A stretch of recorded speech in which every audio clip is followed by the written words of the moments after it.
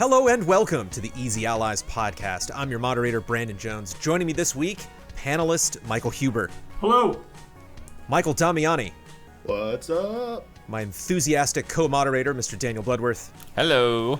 And making it all happen by starting the Zoom call in Slack, Ian Hank. Hi. Yes. Ian, I don't know if you know this, but we're here to talk about video games, specifically the business of video games. But unfortunately, we can't do that unless we atone for all the mistakes we made last week. Ian, please begin corrections music. The NES launched in late 1985 in the US, but in 1983 as the family computer in Japan. We just didn't say it specifically. The best version of Baku Baku is on the Saturn, Bloodworth.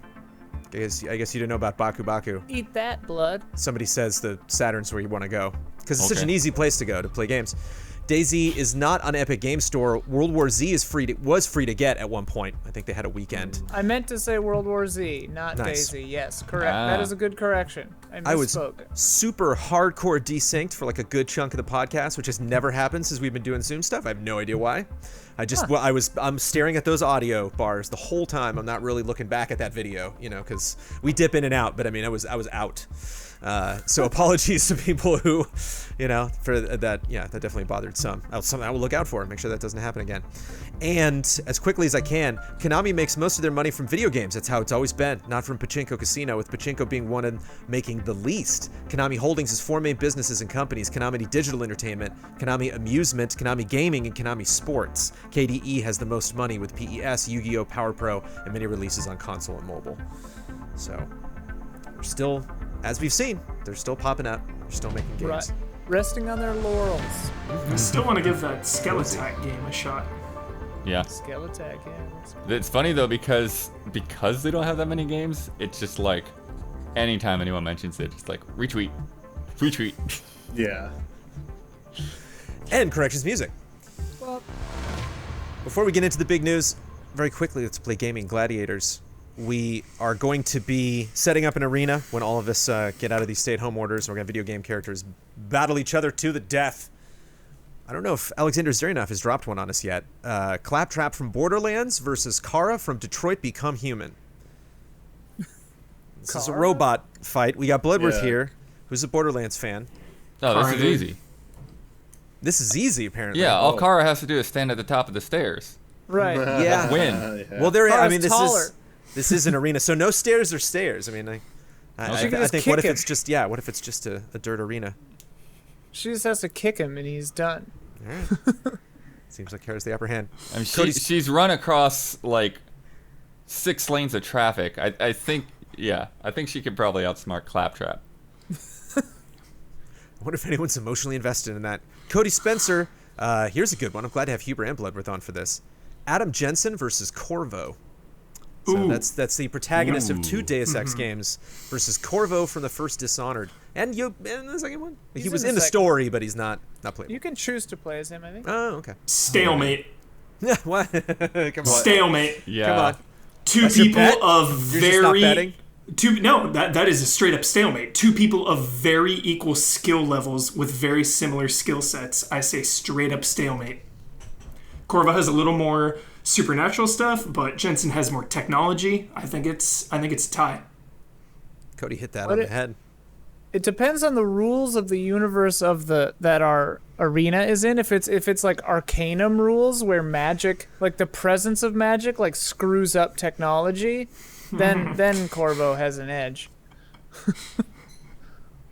Damiani, you've been very quiet about all of these I matches. don't know enough about Corvo and stuff, so I would have thought Jensen with like just the quality of the bionic implants they have would like one punch from that would like decimate Corvo, but I don't know if that's all it takes. Like just gotta get one punch, then But I do know Dishonored enough that like there's a lot of like stealthy moving around, agility and stuff, and I don't think Jensen's as mobile as that. So I think Huber makes a good case, but it depends on the rules.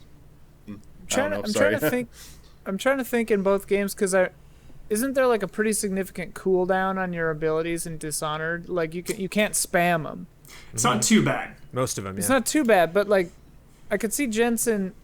But you need battery in. Yeah, exactly. Jensen runs out of juice. But does he run it as quickly? as you run out of like magic or whatever it was, and I think can't it's remember how it works. I think it's about so the same? similar. Yeah. All right. It really is. Do we need to run the numbers on this down to the seconds, Ian? Yeah. Again, this 'Cause could be a if someone stalemate. You runs remember that this sounds? fast- It's a stalemate, dude. It's a I cool swear. down stalemate. It is. All right, I got you, Beth. Guys, good news. We now know the future of gaming. Good. Yes. We I do was it. worried. As of today, June 11th, 2020, we did it. We made it to the future of gaming, at least according to Sony PlayStation, who dropped just a whole podcast's worth of video games to discuss. I'm so happy. 2 dozen. Really, really good. I kind of just automatically ranked the significance. And isn't it great that they started out with GTA 5 coming to PS5 right at the bottom? Because I'm just like, oh, I didn't have to move that. Didn't have to copy paste that one. But only showing PS4 footage of it? Yeah, The that thing was that may so make weird. more money than any of these other games. That's Yeah, just like, not now. It's the thing about, before we put on anything else, the thing about GTA 5 is, do we not talk about it at all, or do we talk about it for 30 minutes? Because that's so fascinating to me. I would rather not talk about it for 30 that minutes. it please. showed up at the Let's beginning not. of this press conference. Just what weird elevator, how many Rockstar's cigars were check smoked cleared. over this conversation? Rockstar's check cleared. That's I think it's so Why, weird, if you're Jones. Rockstar, why spend that money? I think that money's coming anyway. You know, no I matter think they what make you the do most today. money Why off not of probably the spend it? PS5 Sleep in version today, or Rockstar. What do PlayStation versions. I don't know. Jones, I think it's more bizarre because when we saw the PS4 version, the remaster, that debut trailer was awesome. It showed first person, it showed new visuals, and we only just saw the PS4 version today, so it was very strange. Oh, ta- I get it. Yeah. We've taken a little bit of time away from this thing. How is in general is everybody feeling about this? I mean, obviously the people on this panel, but also just the internet. People seem pretty excited. I love scrolling through my timeline and it's just games. People. Oh, you go. Oh, I mean, the only thing I've really had time to see is there's a whole lot of people that don't like the design of the console, and so, But in the best ways. So there's a lot of making fun of it, but yeah, it seems like it's bigger than I expected. Yeah, the making fun thing I get. I mean, because it's different. I don't know if it reflected in my reactions and stuff, but at time to sit on it, like honestly, I love it. Anything that does not look like a normal console, that's not symmetrical, that isn't looking like a box, I'm all for. The thing looks like futuristic. Yes, it can look like a air vacuum or air filter or whatever thing, or it can look like a router or whatever joke's been made. Sure, you can, like, I think a lot of these systems get like those joke phases and stuff, but in general it was sleek, it was different, like the two-tone color thing with the black and white and like the blue light panel stuff. Like I'm happy. It just doesn't look like the same old stuff we've seen for years now. Yeah, I kind of second Damiani. Like, I don't love it or hate it. I think I'm closer to liking it than disliking it. But yeah, I appreciate that they're taking a chance, making something that looks different. I also think the Xbox Series X looks really cool. It's like two different versions of what you can do to try to look future. You know, you can go like Monolith, or you can go weird like Mass Effect spaceship, Destiny helmet, whatever. And I think it looks cool. I don't know. I just nothing really to get upset about. Yeah, for sure, Ian. I think the big thing though is I hope it comes in other colors, because like I'm imagining it in my living room and it just will stick out like a sore thumb. Like my Hubert, house. Describe this thing for me. It's like Ian said. What's going to be in your living room? What is this thing? The PlayStation? Yeah. What does it look like? It For looks- listeners at home. They're like, I'm just getting home from work. I missed it. Haven't It seen the headlines." looks like a prop from a Mass Effect game. Like honestly, like you would find it on a desk in Mass Effect or something. It's very futuristic, very sleek, and It's like a sexy clam. yeah. It's like if you had an Oreo with the filling on the outside. That's It's like the Oreo when it hits the milk. In the slow-mo. Yeah. It's like PlayStation two, Taco. It's like two melted Airhead candies. Yeah. Do you But- make a console that looks like that to be provocative, or do you make it because you legitimately are like, yes, that looks sweet? I think they Bit did of it the other both. way around. I mean, if that image that we saw where it is like head and shoulders bigger than this Xbox or the PlayStation 2 or 3 or 4, I mean, like it seems to me that they made the console, tried to get it as small as they could, and were like, well, this thing's blasted huge. How are we going to just not make it look like a small PC? Throw some wings on it, you know? Wings, yeah, that's a good way to describe that. Because like definitely, I think they had a box and they're like, well, it just looks like a big PC tower. Also like the airflow, like that. I wonder if the design is facilitating that as well. Because I mean, it kind of looked like that was part of the form factor. Yeah, they're really big vents on better. top. Yeah. And the breakdown that they had for the Xbox Series X like really went into, you know, how much work that they had put into the airflow, and I'm sure, you know, PlayStation 5 is similar. One thing I'm really curious about is how the size compares to the PlayStation 3, the original, Yeah. because I think it might be around that ballpark. The most important thing to me is noise, you know? If Yeah. this thing is quiet, 10 out of 10. Like, I don't care what it looks like. I don't care how big it is. If this thing just is quiet, that is by far the most important thing for me. Yeah, it really is at a point where I pretty much have to play games with headphones because otherwise I would have to put the volume so loud on the speakers that it would disturb neighbors, you know? Same, Blibber. Well, you're in luck because this has zesty new matching headphones too.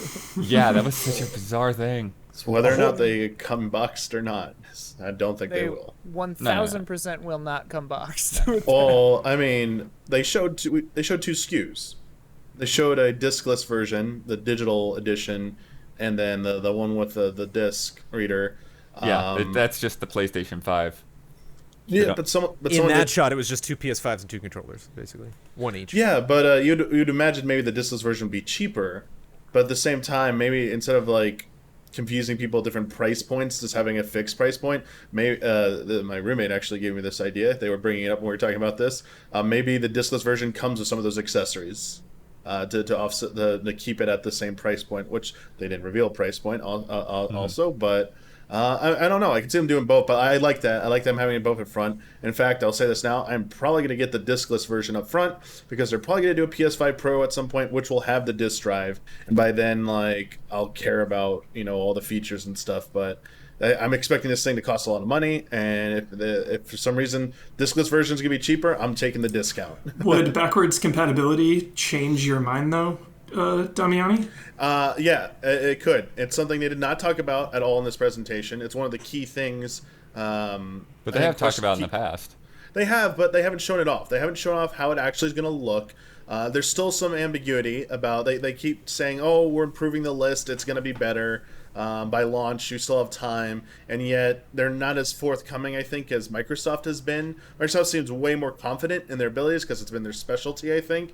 And yeah, Huber, if this doesn't have a large list of the games I already own that are going to be backwards compatibility, and there's like just no timetable, that will make me more inclined to go with the discless version. Just like, now I'm buying this for the new games and stuff. I'm going to have to keep my PS4 out for a while too.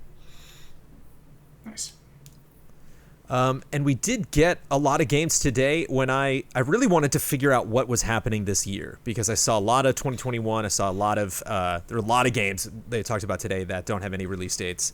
And they're still saying, you know, we didn't get a price point. We did not get an exact date of when we're going to get this holiday season or before the end of 2020.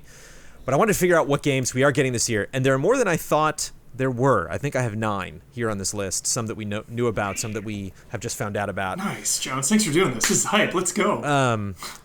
Grand Theft Auto 5 coming to PlayStation 5. Oh my god. No, that's next year. That's not coming this year. Next year. Oh, that's not happened this year? Oh, I thought that was 2021. Never mind. Put it on the next list. Down to 8. thought you were trolling us. Astro's Playroom, you're just going to get automatically. It's packed in, right? Yeah, I'm surprised they didn't that's mention that. bundled. Man. Yeah, it's A next-gen title announced to be free. Yeah, there were a lot of things specifically that they didn't. A lot of like fun little details like that. Especially when you're even like talking putting about it the on console. screen. Yeah. Yeah. They need that Microsoft lower third game. Bug Snacks. I'm sort of glad they don't have the Microsoft Lower Third game. I was thinking this during the presentation where it was like, at the end when they were like designed exclusively for PS5 and stuff. Like, it would have robbed us of that fun of like, what the hell does that mean if it had said that like right up top. Also, I just think it kind of ruins the... Because, like, there have been times in a Microsoft press conference where it shows the name of a game, like, immediately. Like, the Demon Souls thing, it would have said, like, Demon Souls Remastered, coming... And it'd be like, okay, well, I guess no more mystery. So I'm glad they don't. Sorry, Bug Snacks. It's like rush. It's like rushing to a logo screen at the end, or Yeah. how you start and stop. Very, very important for a trailer. I say again though, Bug Snacks Great launch game. Snacks, yeah. from the Octodad team, which of course this is going to make sense, but yeah, this is a group stream. This is eye-opening. Oh, yeah. This is weird. Looks like a good game. Nothing about it screamed PS5 to me though. Everything, sure. It looked.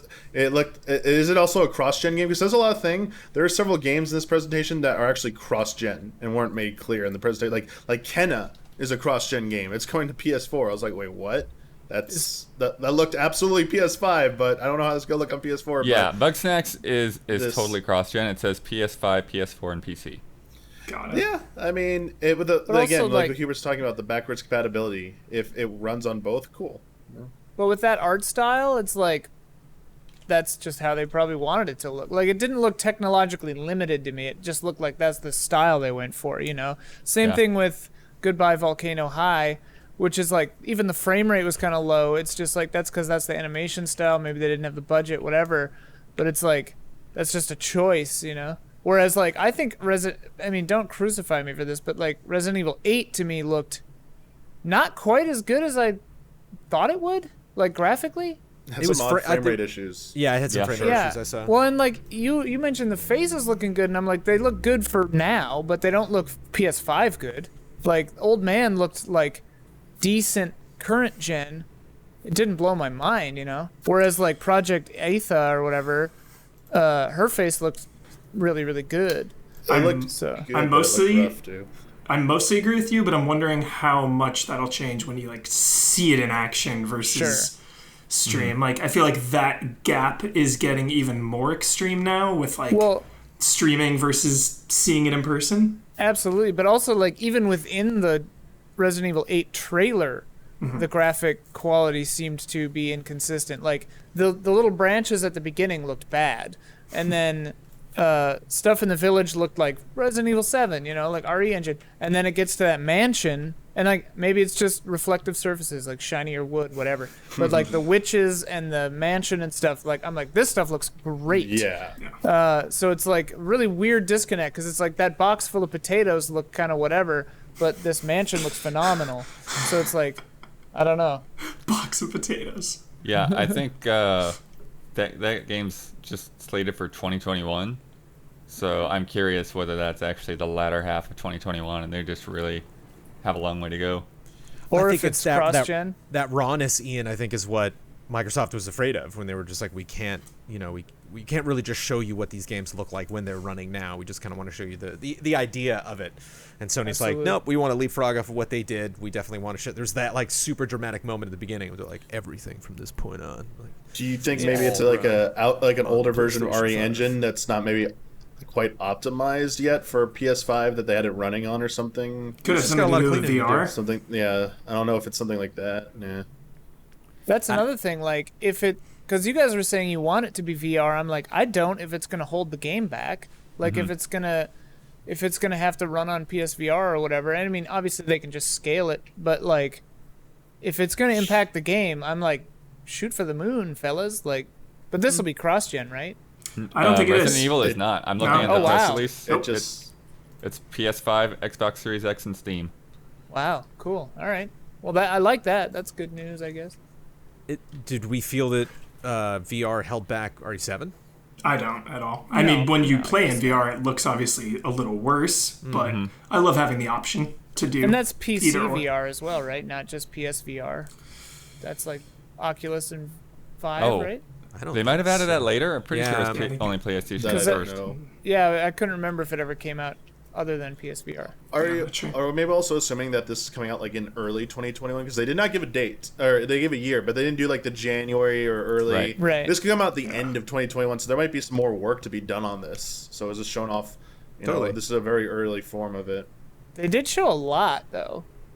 And like Resident Evil, like their cycle has typically been like we get one in the early part of the year, so that was my assumption. But Like Resident Evil yeah, 7. maybe you're right. 7 came out in January. Yeah, I'm also and- I'm also gonna think the current COVID situation probably might have tacked on some absolutely. time to that. So I don't feel as confident that it'd be like a January or early 2021 game. Not saying it can't, but I wouldn't be surprised if it comes in the latter half of the year. Sorry. I was thinking March at the earliest, but yeah, Yeah, Resident Evil 3 was April. yeah. Oddworld Soulstorm wanted you to know that it was coming to the PlayStation 5. This is a game that I have played. I checked it out at E3 last year. Remember E3? Yeah. Remember that? E3 No. thing? Yeah. What's that? It used to be a way to do these things. You know, check out the game, talk to him, not just like through a screen. Did this seem odd to anybody? Does it seem okay? Is this worth remarking That's on? very or should- odd. World. Yeah. Looks good to me. I'm a little behind on my Oddworld lore, so I definitely didn't get the full intended impact of this trailer. But the stakes seemed high, which I really liked. Looks cool.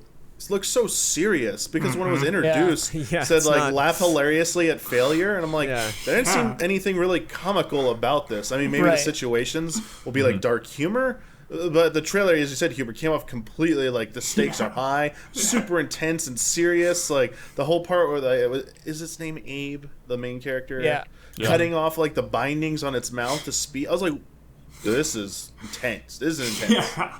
I thought of that line when he's like, laugh hilariously at failure, and then I like the shot from the trailer where like a bunch of your friends get hit by like a truck Yeah. and just like smash into bloody pieces. I'm just like, ha ha ha ha ha. Yeah. It's like, am I supposed to laugh? Is there something wrong? Yeah, it's just like, oh my god. That's what's so really good about a funny. Judge's Week appointment, because you can just like stand over people while they're playing the demo and laugh at them when they fail. The Oddworld games for me have always been like not my kind of grotesque, I guess. Like they've just not appealed to me really. So I don't know. Jet the Far Shore, which I can't recall how many things we have experienced from the Super Brothers, who's joining up with Pine Scented for this one. This is just question mark 2020. But yeah, it looked interesting, but can't really, I mean, I guess there's a lot of like skimming we're going to be doing on the water and just Yeah. like these are developers that really like you to be very far away from your protagonist or have the protagonist fill a very like below style, a very massive environment. So we're going up into space. They will probably scale it up that way. But, It looks like there's a lot. It looks like either there's a lot going on, or there are cutscenes, and then the gameplay is all just hovercraft on the planet. Who knows? Yeah, I'm looking at the description and stuff now. I'm afraid that, and tell me if this is justified. Launch games having the expectation of being a technical showpiece, and is that fair? Because this game didn't look like a technical showpiece, but it looked awesome. But it's not something where it's like you need to play this on PS5. This is PS5. Yeah, I thinking what I said earlier, Huber, when I was talking about bug snacks, I just realized that these types of games need to be on like every platform. Like the more platforms are, the better it is for games, and that these types of games need to exist and still continue to sell. And you're right, Huber. Not every game needs to be a showpiece for this. And I think overall the conference did a good enough job of showing things that looked next gen or give us the inclination of next gen, at least first wave of games where they could afford to have this, whereas versus like Microsoft's event last month didn't really accomplish that. I feel like I think we were getting so much of these types of games in the Microsoft presentation, whereas Sony was doing a good job of like, we're showing you other things that get you excited, but we also want to talk about these other games as well. And Hubert, just get into the headspace of these developers. when you're just kind of being tossed around, like, are we going to go Sony? Are we going to maybe, like, do we have a Switch port later? Are we coming to free on Epic Game Store? Like, what do we want? You know, like, what events do we want to be a part of? Because you sign up for stuff like this, and then the event turns out not to be that exciting. And you're like, well, we're just making a game over here. We didn't have any idea we were going to be paired next to that or following that announcement that pissed everybody off. Or Well, and something I actually quite liked about this press conference, direct, whatever it was, Future of Gaming event, was that it wasn't all just graphical showpiece after graphical showpiece. That they like had these more artistic, smaller games like this, and Kenna and Bugsnax and stuff, and Goodbye Volcano High and stuff. Like, it shows that, you know, the next gen feeling isn't just like bleeding edge tech stuff. It can be cool little fun ideas, and like maybe Jet like really takes advantage of that SSD and like loads perfectly and stuff like that. Like maybe it's leveraging the tech in another way that isn't immediately clear.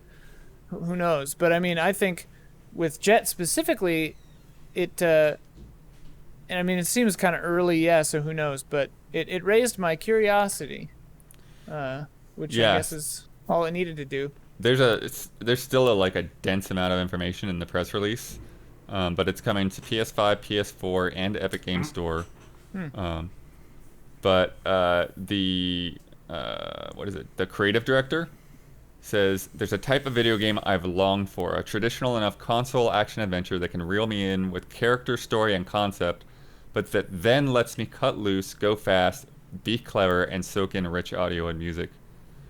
So there's just seems like there's a lot going on in this. Like they talk about like a 5-act adventure, and then they talk about this big end game. And yeah. It's like Seems you've got cool. exploration and flying and ground control, and yeah, it has a lot happening. So that and Bugsnax, I think, were the two of the things happening this year were two things we did not know about. And I think certainly for a launch lineup, I think it behooves anybody. There's Spider-Man. We know about Spider-Man. You know, again, it's Spider-Man's Miles isn't coming know about totally out of Spider-Man. nowhere. We know about the character Spider-Man. We know Insomniac is see. going to make a new Spider-Man game. But Spider-Man? Who's Who's we'll get to that. Spider-Man? We can't talk about Spider-Man before we talk about NBA 2K21. We could. Next gen sweat. A little tease. Yeah. That was that's like the sports showcase for next gen. The They do Fury this on with his either face. Madden or whatever it is. They show a short thing. It's usually something that's not reflective of what the actual game experience will be, because I was watching Maximilian Dude's reaction after this, and I think he rightfully called it out. Let's see if every single player in that game has that level of detail, Sure, like of that course. amount of sweat and stuff coming off of them.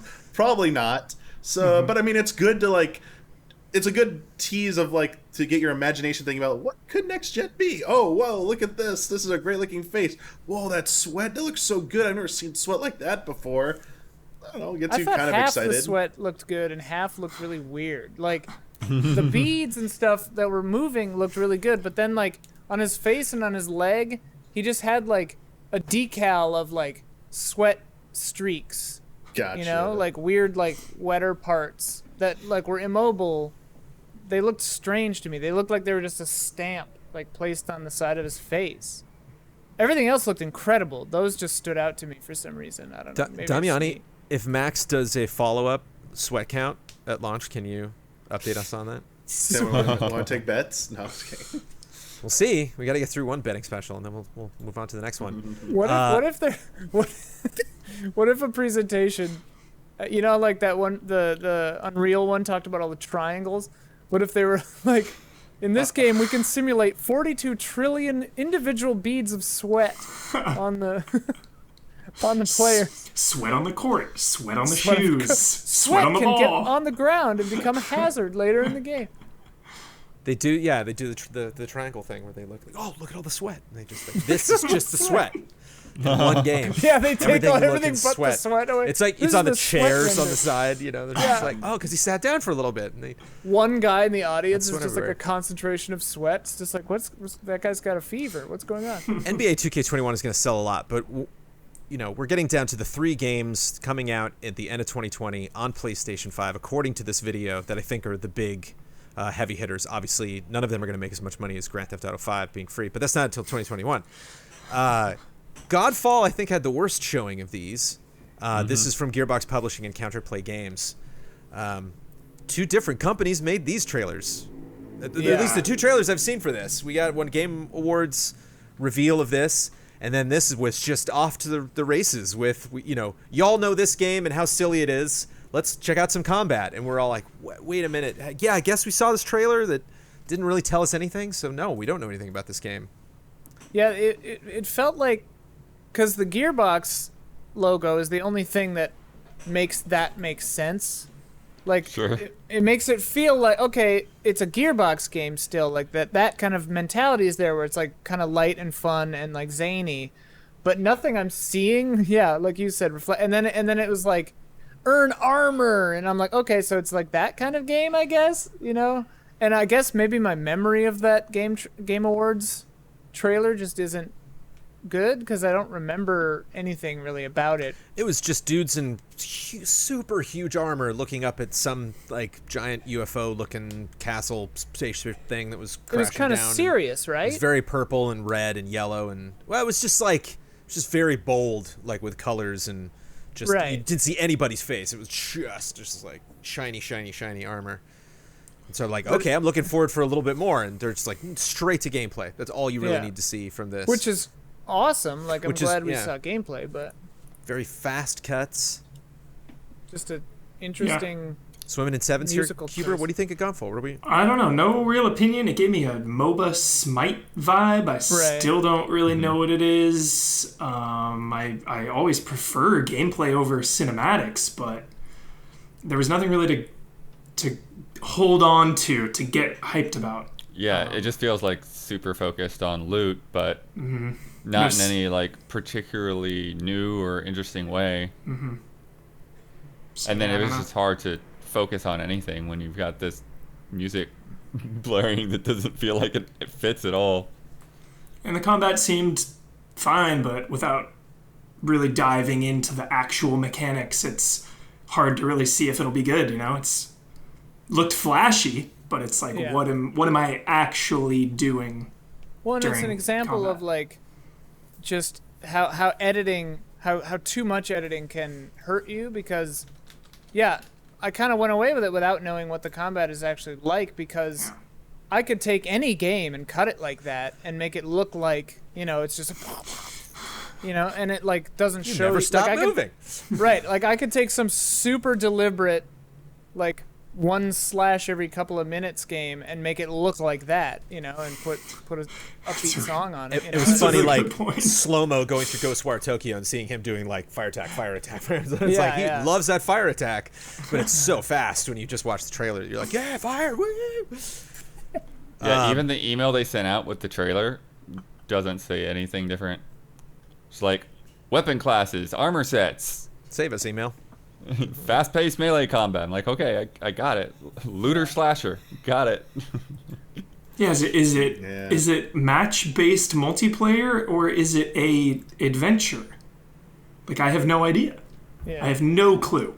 Well, and the weird thing is like, this trailer made me think this trailer was bad. It didn't make me think the game, like, it didn't make me Right. write the game off, Like, Exactly. I'm like, I just want to know what the game is actually like, but not in like not in a curious way like Jet, more just like, well, I guess we'll wait and see what this game actually is, Because the game could be sweet. Who knows? They It handed does out their say- marketing to a bunch of different companies, so we're gonna get the next trailer is gonna be very somber. It's all really just gonna be focused on story. It's gonna be all these characters that are It's gonna finally be like The introduced. Godfather. Lots of VO. It does say up to 3-player co-op on I was the wondering, website. what multiplayer was. So it's like a Diablo? Like, what the Yeah, what I the think hell it's is like a this? Diablo. Okay. Cool. Well, It's like a Diablo. gets me a little more but with hyped. Spider-Man? That honestly gets get me more there. hyped, and I didn't know that from watching the trailer. So During the enjoy. presentation, while watching them trailers, Huber, you said Deathloop was your favorite thing. To that point, it might have changed. trailer, After that. yes, I love that trailer. Oh my goodness. It gets the tone and the vibe and everything about the game. You know the stakes. You are instantly attached to this character. Both of them, the protagonist and the antagonist. I am very hyped on Deathloop. This looked awesome. This was a great showing, especially coming off of the first trailer that we saw a while back that was the cinematic. Now we get to see gameplay. It was just a really, really solid follow-up trailer. Excellent. This trailer, it's funny, yeah, because you said protagonist and antagonist, because the other trailer gave me the impression that they they're both- like equal, Yeah. like they're both the Totally. protagonist. Yeah, I'm and right this there with one, you. I thought that right as I was saying it. I was like, wait, maybe they're both antagonists or protagonists. Right. Like, you don't Well, Well, really everyone's know. hunting this guy, Yeah. and he was like the first person voice of this Yeah. trailer. So yeah, you would tend to side with him as the protagonist.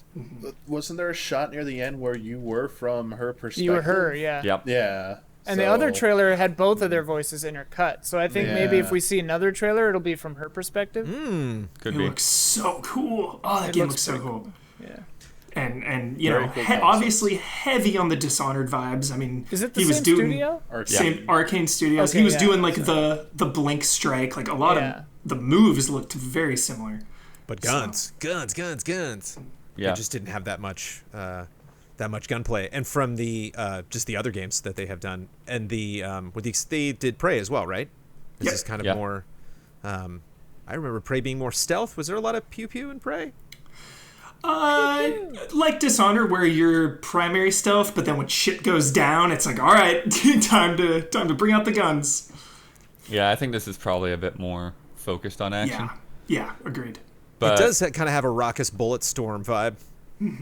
But it was, you just imagine, you see all the crazy juggling videos that came out from Dishonored 1 and 2, just people like throwing a knife and it killing somebody like 60 seconds later when it comes back down. I imagine people are excited about doing a lot of crazy things, and it seems so perfect for the studio. And just like Huber said, it was a great showing. Yeah, Jones trailer, man. What do you think of the trailer? Did I it hope hit this- you as hard as me? The only thing, you know what, I went back and watched it again. It was one of those things when I was rewatching stuff for the podcast. It's like these gameplay clips are so great, and they're so just like Godfall, where we were like, okay, the titles are doing one thing and the music is doing another thing, and this gameplay is doing a totally different thing. All this was so in sync, and Yeah. just the attitude of it was just very. The title that was- treatment at the end was so good. Yeah, Interesting dude. choice. Yeah, I thought it was an interesting choice where the people kind of look like crash test dummies, but they actually are people. And like, I don't know if I want this game to make too much sense. He's like, I got to get to the bottom of what's going on. It's like, don't take too long. I'm just gonna have fun running around. Like, I don't know if this is gonna be, to mention Corvo again, like at a Corvo level, with loss and the characters that you're I wonder if it's are beloved in that franchise. I wonder if it's all an experiment and they're like downloading your skill until you get it perfect or something. well, I mean, that's kind of what it alluded to, right? That like, every loop I learn a little bit more, and so it makes me feel like there's somewhat of a Or was that- roguelike. That was Returnal, where she said that too. Yeah. Dude, throw some roguelike elements in here. Oh my gosh, Blood, I didn't even think of that. Awesome. I love roguelike mechanics. Just getting a little better, a little stronger. That's really cool. Yeah. What's the speed run time on a loop? Yeah. And we're getting a Spider-Man game, a brand new Spider-Man game, this holiday season. Yeah. Is that like a Lost Legacy kind of a game, or is it It really feels like it, right? full sequel? There's Spider-Man. Boy, that thing is going to sell. Oh baby, yeah. I mean, I just think I'm a little nervous because the sentiment that I'm seeing online, a lot of people are like, oh, cool, yay, a new Spider-Man. And like, to me, no question, this is going to be way less content than, I don't know if the price is going to suggest that, or I would just be very surprised if this is as big of a game as the first Spider-Man. If we kept bringing up Lost Legacy, I mean, obviously that's another PlayStation exclusive. I don't know. What was the year on Spider? That was 2018, right? Yeah. And they've got like a lot of the hard stuff down, like swinging and all of that figured Zip. out. Yeah. Yeah, I mean, how much content? Like, assuming they didn't change anything in the gameplay or engine, which they had to do some because Miles can turn invisible. Yeah. But like, how much content could they make in 2 years? Yeah, Ian, like, you don't need to remake New York, really. You've Yeah. already got it all right. Right. And like, there was some other like weird things in Spider-Man that weren't New York, so they could leverage some of that too. Just let me go in Miles' apartment. There's one shot of it. him with the jacket up. He's just walking down the street. I'm like, I like this. Yeah. I'm curious where that's going. They don't really show any other characters, just focused on him. But of course, like, once you're in that city, like, there's a lot of other people that could potentially be there. And I just think so much of this makes sense. It just, of course, obviously, if you play Spider-Man, like this makes sense for him to be the protagonist. This makes sense as something that could be a placeholder for, eventually having like either both of them playable in Spider-Man 2 or picking up where that story left off. And I think Co-op. we didn't, yeah, sure. And we didn't I think we saw the perfect amount of this. I think, again, I remember that's the thing, the DLC trailers for the first Spider-Man were also very short. They're about the same length. So I just wonder, like, if this is maybe going to be about that size. But we don't know, just 2020. Insomniac is very busy. We will get to them down the road as well. But moving on to 2021, did you know that Grand Theft Auto 5 will be free on PlayStation 5 in 2021? Also, Damiani, Stray from Annapurna and Blue 12 Studio is coming in 2021. Yeah. Cat Meow. Yeah. Cat Meow. It was world where humans don't exist anymore. Robots have like taken over the role of like. We didn't really give any story elements. I mean, I didn't look close enough to the trailer to analyze like any of the graffiti or the verbiage being used on signs and stuff like that. But robots have basically just taken the place of humans, like a bartender, like going about their daily business, and clearly cats have survived, and delivery cat or something, like carrying this like pack on its back, and curious, exploring, checking out all these robots, maybe checking in on them if they're okay, and just a cute, adorable cat just exploring this world with no humans and stuff. And at the end, it just like perks up and meows at you, and that was the moment I said I have to pre-order and get this immediately. This is a top 5 game right here. Doesn't matter what the PS5 looks like. Doesn't matter. The cat meow was perfect. The last sentence here. Players must untangle an ancient mystery to escape a long-forgotten cyber city and find the way home. Homeward Bound 3. Maybe the cat doesn't belong there. Ooh. But I see people pointing out that it's not only just the robot and the cat. They don't see dogs. They don't see birds. They don't see, it's just potentially just cats. Make it out. There are dangerous creatures, though. Uh-oh. I would love, Damiani, that backpack, weaponized, do we think? The lasers, rockets, like grenades? You want to Some kind of EMP? go Ratchet and Clank here? Okay. An EMP at least, on a cooldown. I'm imagining it might get to the level of like, Puss in Boots or like Sly Cooper, like, like maybe there's like some like grappling hook and like some things to like sneak around. It's kind of like a cat burglar. You're just like sneaking around and stuff. Don't want to be caught. Got to be cautious in this world because you don't belong here. Maybe you're out of place and you're just trying to find a way out. That'd be amazing. Like playing as a cat trying to find a way out of a city because of how much more things they have access to. That'll be something. I would love it bringing back humans. Finding humans or learning more about humans has nothing to do with this game. Like, the civilization's just like, whatever. Just gone. Yeah. You're like, the mystery's got to solve. Is that about humans? They're like, no, there's no mystery there. We were dumb and we made robots and then died. And cats didn't. I would love it if the robots, like, you find out halfway through, it's just like, the robots just killed them all. Like, the robots rebelled, killed all the humans. Whatever. Living our lives now. They felt sorry after. They felt emotion. I feel bad because the first thing I thought of when Solar Ash dropped on us was the game where the wolf guy, pointy ear, skating through the sky, where he's in New York and he's skating. What is it, the Wachowskis? What is the Jupiter Ascending. Yes. Oh. Jupiter Ascending. Oh, Kind of Jupiter Ascending vibes, yeah. But thankfully, Solar Ash is way cooler than that. Is it Heart Machines or Heart Machine Z? Heart Machine. Just Heart Machine. There's no Z. Oh, Z on the end there on Twitter, I think. Snuck a Z. Yeah, in. I don't know. It's just Heart Machine. From Hyperlight Drifter. This it seems like something you were like, this. I mean, my friends are making this. No, that's what I'm saying. Like, can we, I don't know, twist your arm? Some singularity. It looks cool. Cool.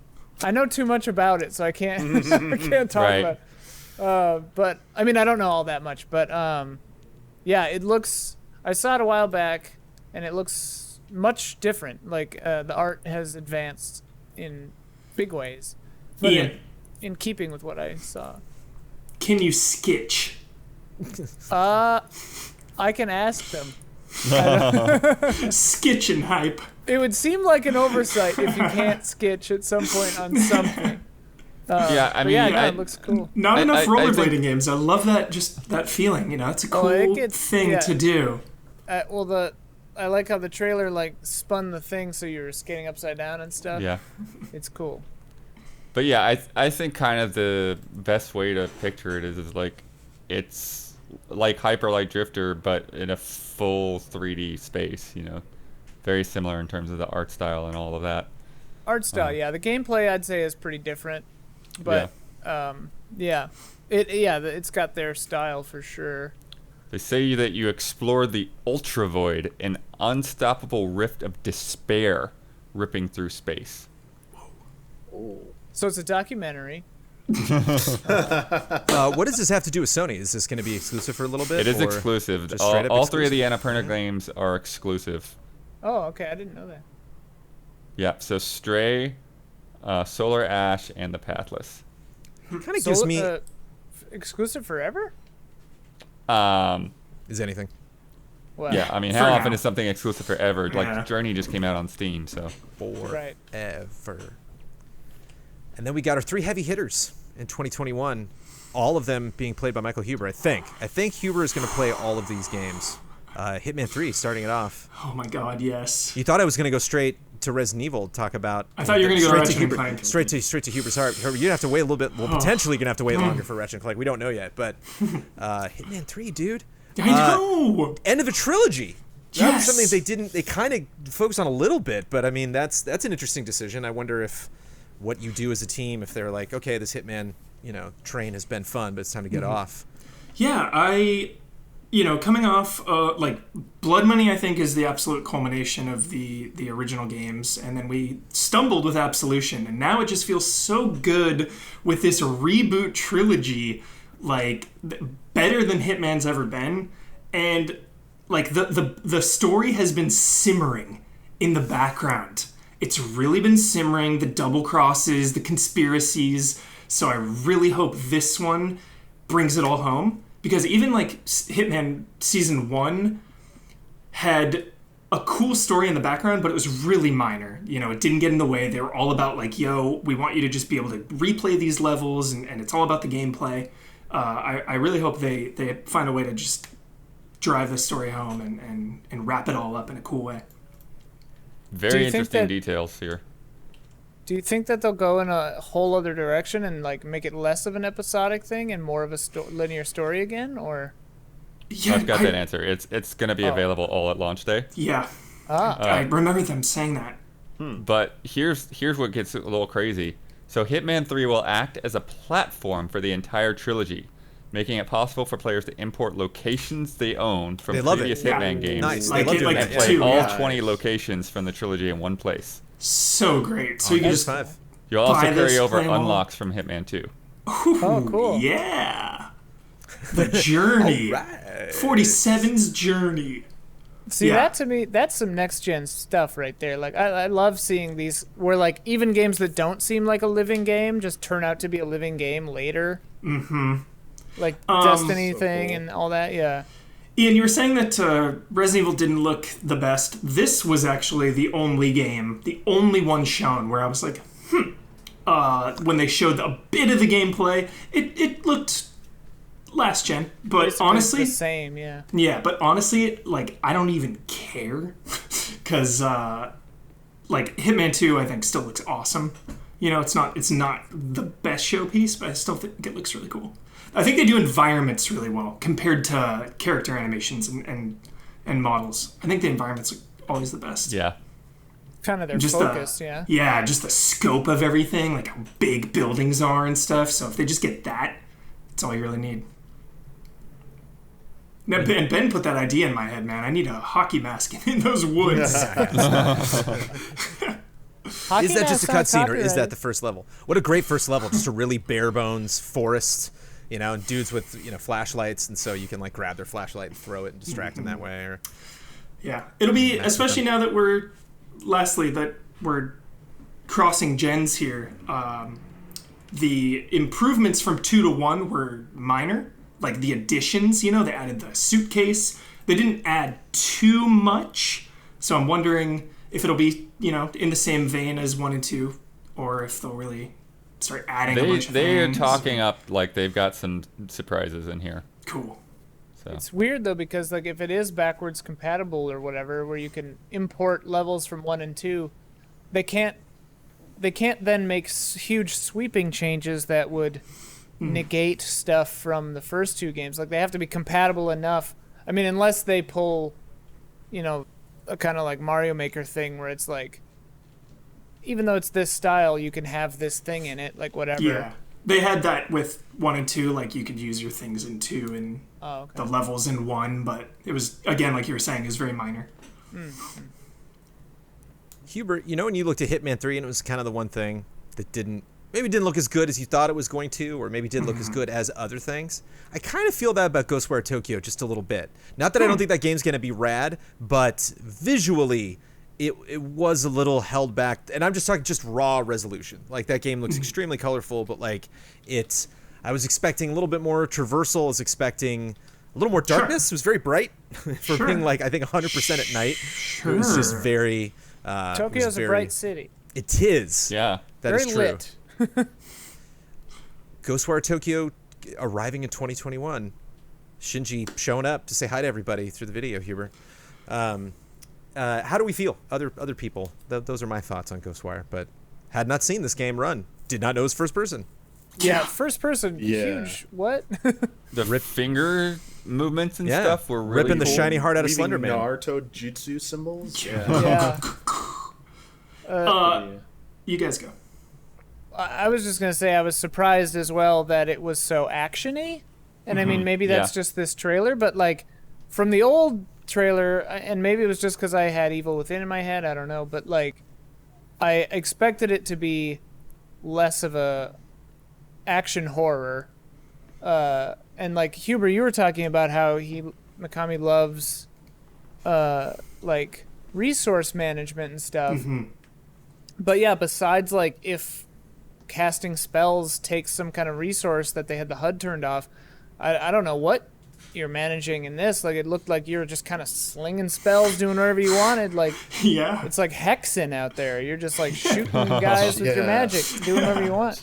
Also some serious like parts. I felt like this was also like a Suda 51 inspired game with some like the visual stuff going on. Yeah. It was definitely a different a little different take of the art direction from like the first trailer. I was like, okay. I mean, it's intriguing. The first person stuff, is a little intense, but I guess they're like just not going for like that same type of horror vibe. It's just a very different style. Is the best I gather from it, and I don't know if that's. I'm not disappointed or anything like that. I just wonder if there are other people out there who might feel that way because they had different expectations. It just changed what the game was in my mind. I was like, oh, okay. I thought I was thinking more stealth, running up and down rooftops. This is definitely like boss arena, or maybe that's just what they were focusing on. But it is very visually interesting and fun and creepy and weird, and a lot of the character design, the enemy design was really unnerving. And what the hell? What am I looking at exactly? And You could see how they could get from Evil Within 1 to Evil Within 2 to this. Like it looks like a natural progression of a certain kind of idea, which is interesting. I think what has me most excited and also scared, because like of the unknown, is the first person, obviously, because first person horror is amazing when it's done right, but it usually is about running and hiding. I think of maybe Condemned, and like that's a horror game, sure, but like there's nothing really action first-person horror. So I think it's freaking awesome that Mikami is like trying to tackle a new type of horror.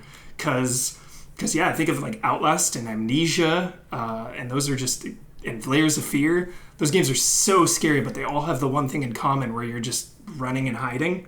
So I guess just the possibility of a brand new type of horror game is just awesome. Here's a weird question. Are we calling it a horror game just because it's Shinji Mikami? Like, are we just assuming it's a horror Right. game?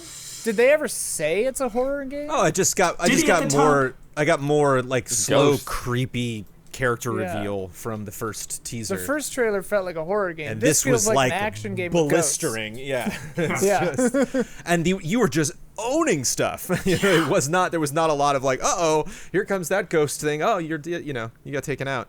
And like you were grabbing your just- spirit friend out of the air onto your motorcycle. slamming dudes. It was very like Action ninja. hero. They were like Ninja Gaiden moments. So it's just Yeah. it was just the game changed for me. First person Jones. horror, you say, Huber? Huber. Jones, I love a good conspiracy theory. You know, Okay. if you were Bossman, I would throw this at you. So I'm gonna throw it at you. Do we think the tone and the first person vibes of this game is the reason Akumi Nakamura departed? Maybe this wasn't the type man. of horror game she wanted. Japanese business. I no comment.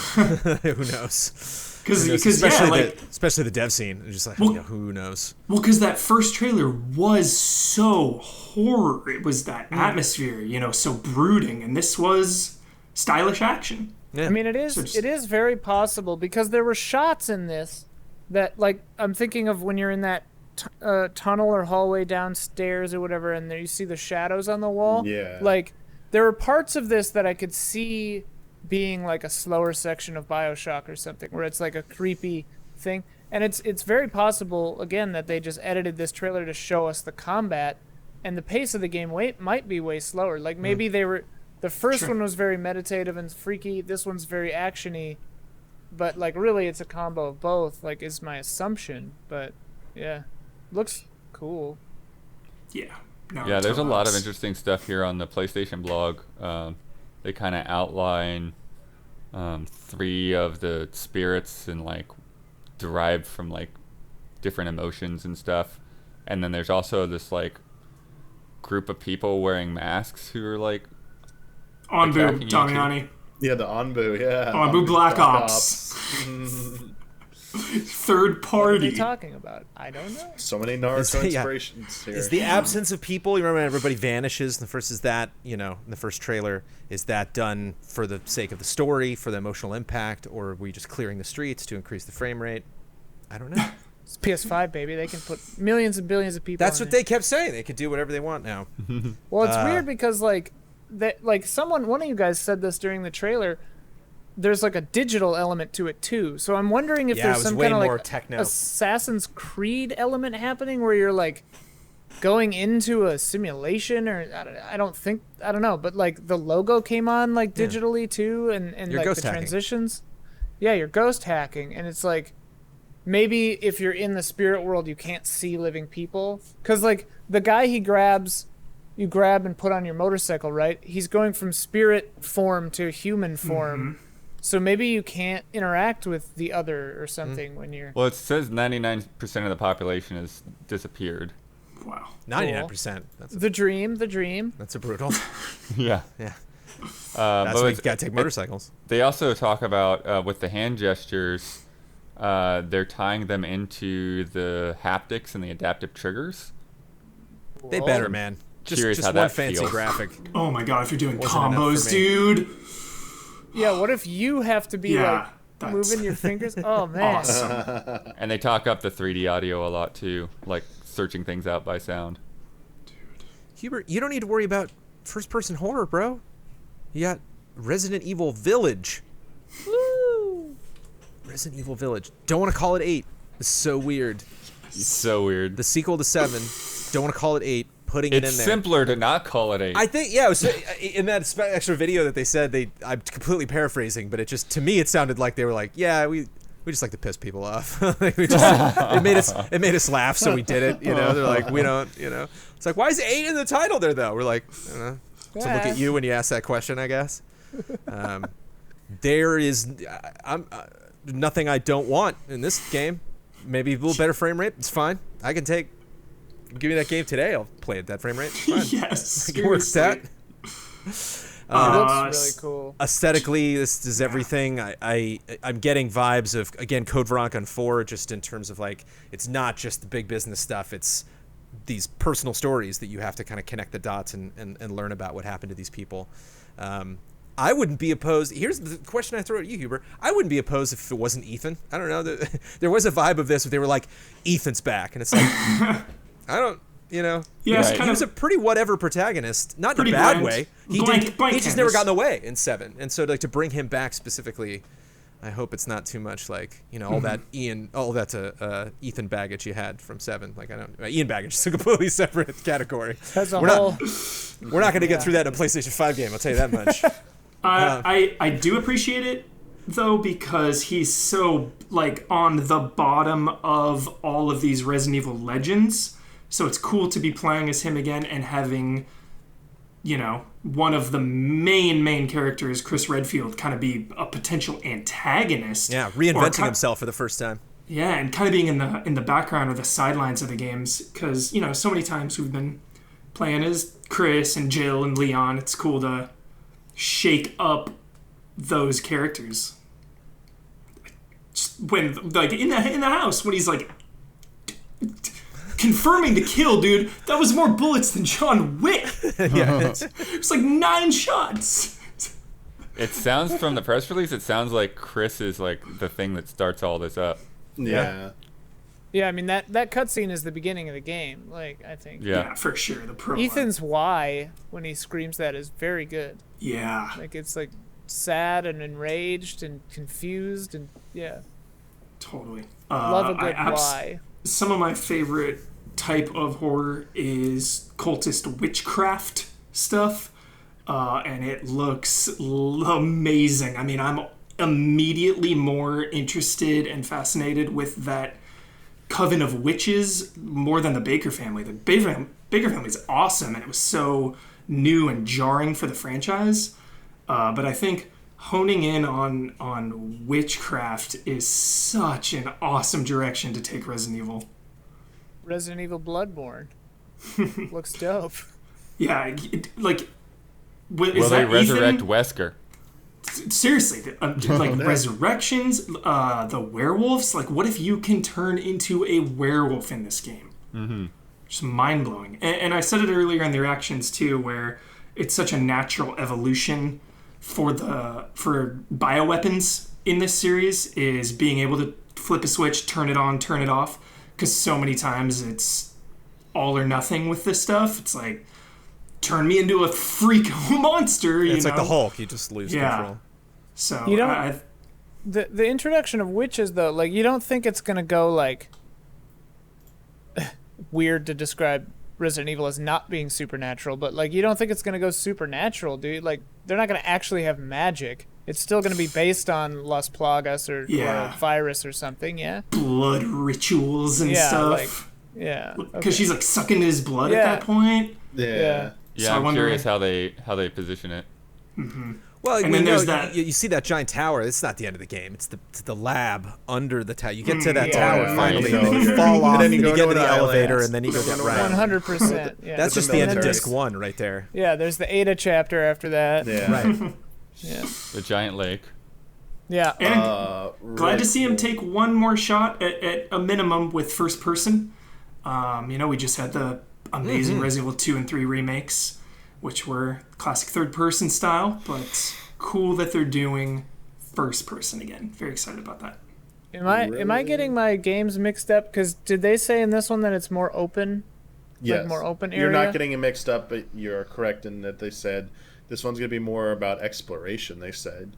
So like, Which, and calling it Village, like to me, it's like, what if this game legit is just like, here you go, like this is the village, figure Yeah. it out. Like, how crazy would that be? Very I minimal mean, direction. it'd be I wonder if they are taking a page from, like Souls, in terms Right. of like, this how you, like, here's just setting you in that world and exploring it.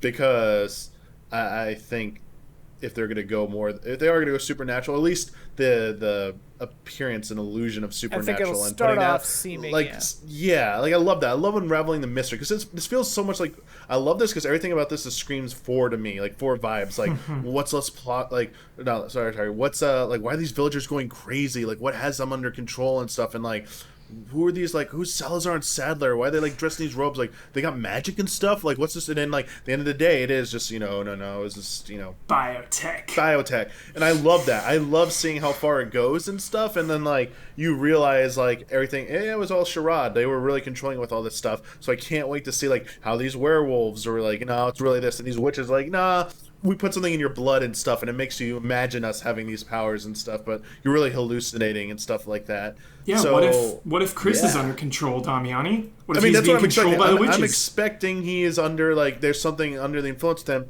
and him doing that is like, maybe he can't stop it, so he's like, Ethan's the only one who can do this. I gotta get him here. And this is the only way under the watchful eye of this organization or the witches or whatever. Like, I had to make it believable. So I had to, like, do something horrible to him to keep my cover and to keep their trust and get him. I love this conspiracy stuff in Resident Evil. You live for this. I can't wait to read all the docs and stuff about crazy things going on in the village and stuff, like piecing it together. Like a mayor note. I can't wait to read, like, stuff like that. Saw the developer diary show the return of the Tetris style inventory from 4 as well. I was like, yes. Let's go. Economy, probably. Yeah.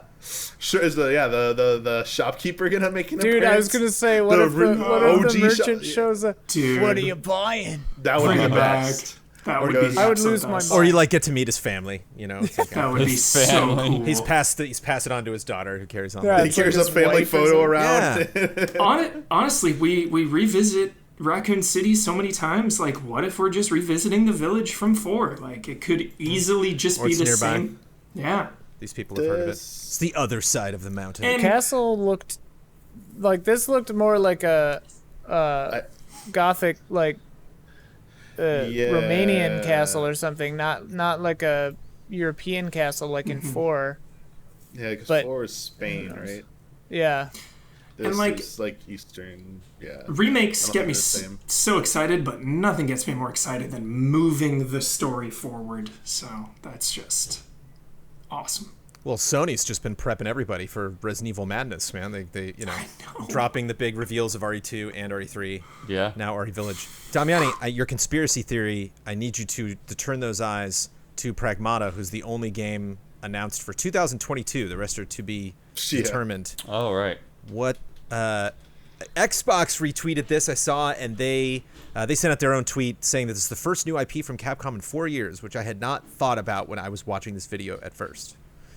But I guess that is a big deal. I just don't know really what's going on. So weird. I didn't even with pick this up being that a game Capcom. I'm going to play. It just said Capcom in the copyright at the very end. Yeah, because it's like there was no branding. A lot of the, I mean, Square Enix got the branding at the beginning, but some of these just did not have that because this. Honestly, at first I thought this might be a Dead Space continuation. I was getting that vibe. So I'm like, is this like EA actually? But this had this was insane. And it was also taking like a page and like throwing nods all over the place, like Death Stranding nods. I mean, obviously we said like Dead Space. Vanquish was thrown out there. It was just like all these crazy things coming together, and then it still managed to be unique and it's like insanity. Like this. The part where you like look up the sky and it's like, oh, this is like a panel. It's like LED panel or something, and then a satellite comes crashing through. And what do you do? Like in this giant space I'm like, oh, he's gonna use some future tech. He makes these like weird green ropes or whatever that are like they're bendy but they're super durable, and like uses that to like just bounce it off. He just like springs off of it, and It seemed like the girl did it. Like, yeah. Oh, sorry. The girl did it. Yeah. This rope. We're assuming like AI Robot girl. Yeah. Because once you go crashing through the panel in the ceiling, you instantly apparently warp to the surface of the moon, and you're looking I think the at whole Earth. thing's on the moon. You're in a dome city on the moon. Is that confirmed, or are you just guessing? That's what it kind of looks like. It looks like you what it smashed looked like through. because they were looking up yeah. and it didn't look like the moon. It looked like Earth. Yeah, in the sky. that makes sense. I think it's a dome city on the moon. And one of guess, the like, streets was called like Lunestra, when Luna means moon. Nice so. catch. Sure. it's just like, what's the gameplay gonna be? Are you gonna have this girl companion with you knows? the whole time? Is it gonna be like exploring these crazy environments where like oddities happen and you just get like you can see where the Death Stranding comparisons come through. It's like you look like you're moving in normal terrain and all of a sudden like the BBs come in. It's like, wait, what is this crap? You know, this is all like scary and intense, and this is the same vibe I get from this. We just have to wait a while before we get the game. And we might have to wait a long time for the rest of these, but these are to be determined. And I ranked these in terms of what I thought with the significance, putting Sackboy: A Big Adventure at the bottom. Good for Extreme Sackboy. High. It's great. Yeah, Yeah. co-op. 3D platformer. Yeah. I'm way more into this than any Little Big Planet. Hate to say that, but I'm this with you, looks way more Damiani. appealing. I agree. I'll Little Big actually Planet. try this out. I will. I Play love this. 3D platformers. Yeah, like I'm so in. 4-player co-op. You saw that? Super Mario 3D Yeah. World vibes. Here. Yes. And Yeah. it's such a good fit for Sony to try to get that Mario vibe, you know? Give it to Sackboy. And Nintendo's not announcing new Mario games, so Sony's just doing it for them. I But would I assume think that it's- might be next year. It's just weird they didn't say it. It's weird that Right. we don't Yeah. have a date on it. I think it's very interesting because it's, they didn't say it's a Little Big Planet. It's, they're basically spinning it off and say like, look, let's take this character, let's make, a completely like defined game with them, and not worry about having to be tied to all of the creation and stuff, because Media Molecule's doing that over in Dreams. So let's just make it, like a good couch co-op game, for your kids or whatever, and have that mascot like continue to do something. Why do I know the name Sumo Digital? Just What else did they? What was the? They do They've a done lot quite a of few games. things. Yeah. What was Who am I their thinking most- of that did Sonic Racing? That was at Sumo. No, Sonic and All Stars Racing Transform is Sumo. That was Sumo? It is. Okay. Oh, Yeah, okay. that's Oh, what and they I think. did That's what the Snake gag at the Dance. beginning was with the tiger. Like people thought another kart racer or something was. I think people. I saw a Mod bunch Nation of Racers. reactions. Yeah, so they did Team Sonic Oh. Racing, Crackdown 3, Little Big Planet 3. They've Hitman helped 2. on Hitman 2 and Forza Little Disney Infinity somehow. in Probably additional help. I think Yeah. they're Okay. probably just additional help on those games. But like old Outrun games and stuff like the back like the three the OG Xbox PS2 era, they did that. Yeah, they're just done a lot of stuff with Sega basically, and they've done some assistance with other studios, but they're mostly tied to Sega. So this is interesting that Sony. I think this is their biggest high-profile Sony project, I would guess. Well, no, they did little. It says here they did Little Big Planet 3 assistance. Yeah. So maybe that's what they liked to work with that and ran with it. So I mean, maybe that Fills such a nice hole in Sony's Yeah. lineup, I feel like. Just a 3D platformer with a mascot. Well, Sackboy a little upset that Astrobot's stealing his thunder a little bit. Sackboy They've coming helped with back. some Disney Infinity stuff at some point. I said that already. Why do I have? Oh. Oh, jeez. Anytime you say Disney I Infinity, processed just goes the in one emotions. ear, do out you the not other. know? But You then- don't know about this, Jones? We all have these chips in Worked our on the head. racing for this one. We don't. We just don't hear Disney Infinity anymore. Like I didn't. I think I said it. I hope you heard it. But that word has been wiped from Easy Allies, except for you. You're the only one who yeah. can hear that one. Yeah. Damiani, whenever I think of something and it somehow relates to Disney Infinity, my brain's like, Disney Infinity? I'm like, shut up, brain. You're not helping right now, brain. When you said Super Digital, my brain's like, I'm pretty sure Disney Infinity. It's like, We just got Disney Infinity applicable. out at Easy Allies. That's just what happened. Ian, you talked about Goodbye Volcano High. Yeah, it looked cool. Yeah. No release date though. Who Looked like it's knows? coming along well, and the original music from it and fun Bunch of vibe. dinosaur people. The people who made Very, Nog. like, cartoon animation. Oh, it's by the Yeah. people who made Nog. Okay, Yeah, that co-op. makes sense. And co-op's producing a bunch of games. They announced some stuff also in the Wholesome Direct that just happened. So co-op's a name that I have seen come up a lot.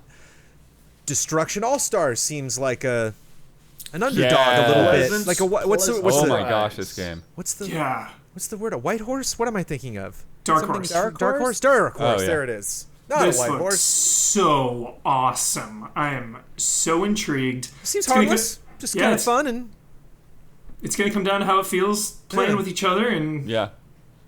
if it's pick up and play or Well, You kind of know, reminded me of Roller Champions last year, Yes, right? Blood. The Yes, arenas. that's yes. Yeah.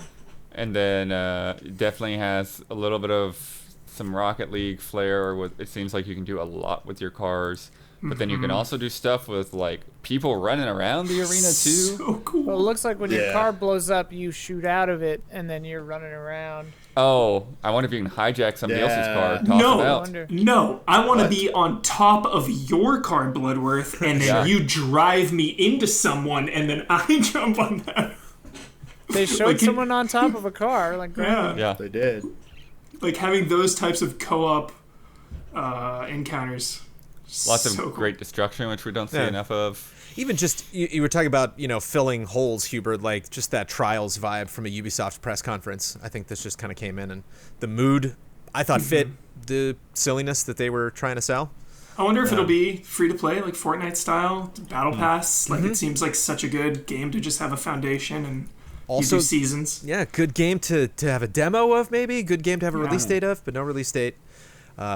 Little Devil Inside, which we kept coming back to, and had a very specific art style, and I am definitely seeing lots of people being curious about, but not at Neo Streams, the developer, not a name that I recognize, and specifically how that game plays. I'm curious.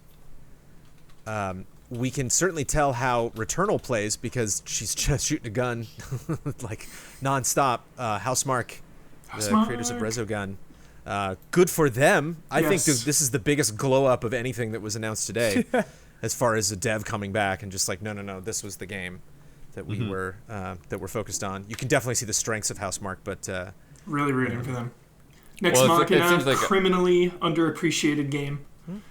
It just feels like a better direction than whatever that battle royale game that they've been working on. Oh. Do you remember that?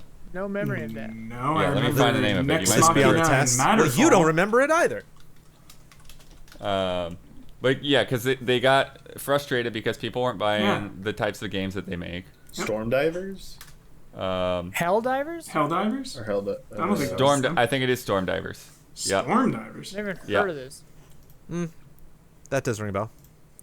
And yeah, it's basically a I got battle to royale. buy It's it. like the most literal battle royale you could think of. Yeah, that got canceled or put on hold. Yeah. Did Got it? Did it? Yeah, this headline from Oh yeah, January indefinite says- hiatus. Yeah, for yeah, sure. from Polygon, yeah. So this, I think, is just a much better direction. Absolutely. Yeah. Oh yeah, much more interesting premise. Got the Edge of Tomorrow vibes right there with the live die repeat thing going on there. Love and then like the crazy enemies and like monsters and stuff felt a little bit like Annihilation. I was like, yeah, they're pulling from some good places here, and yeah, it was just so weird because I thought it was gonna be something so different when it says it's gonna be live die repeat. I'm like, oh, it's sci-fi. It's probably surviving on a planet. Then these like crazy creatures come in. And it's just like, oh, okay, now you doubly have my attention here. This is ambitious. I feel like, especially coming off of what they were known for. This is definitely, as you said, Bo, it's a much better direction for them. Seems like no one likes the title. Yeah. It's Sure. It's a Eternal. little weird. Yeah. Like, I You get gotta what they're doing, but You got to stand out somehow. yeah. Some of these things I had to add the PS5 to the Google search when I looked for it. That I did not. Check out Next Machina if you're watching and have not played it. It's just so awesome. It's a really cool game. And I'm hoping that translates, right? The Resogun, Next Machina, Bullet Hell vibes. Yeah, I'm wondering how heavy into that yeah. it'll go. Yeah, But some it of the looks really fighting. cool. Yeah, one of the fights, like those purple bullets or whatever, that was that was Bullet Hell. It's like, yeah. Kena Bridge of Spirits reminds me of Cameo. It just it has to fill that like high fantasy launch vibe on a game. What a lot of people are hoping like Fable comes back to Xbox. But I was just surprised. Kind of with like the complete package that we got from this game. Like this was Ember Lab is not a dev that I'm familiar with. Not familiar with this IP at all. Not familiar with the story or the world. Got introduced to all of that. Got to see gameplay from this. And I thought all of it just kind of fit, but I still had more questions. I just thought it was just, I don't know. I thought it was a very nice. Yeah, Yeah. A nice debut. Well done. Yeah, the little soot creatures, bang up job. Like, I love Yeah. that. yeah, My they're just gosh. instantly endearing. Yep. Which Ghibli movie has that? Is it Howl's Moving Castle that has And Hal Yeah. has them. Spirited Away has them. little Sorry. creatures? Spirited Definitely some Away framiness is from probably this. the one they're probably one I'm most known for.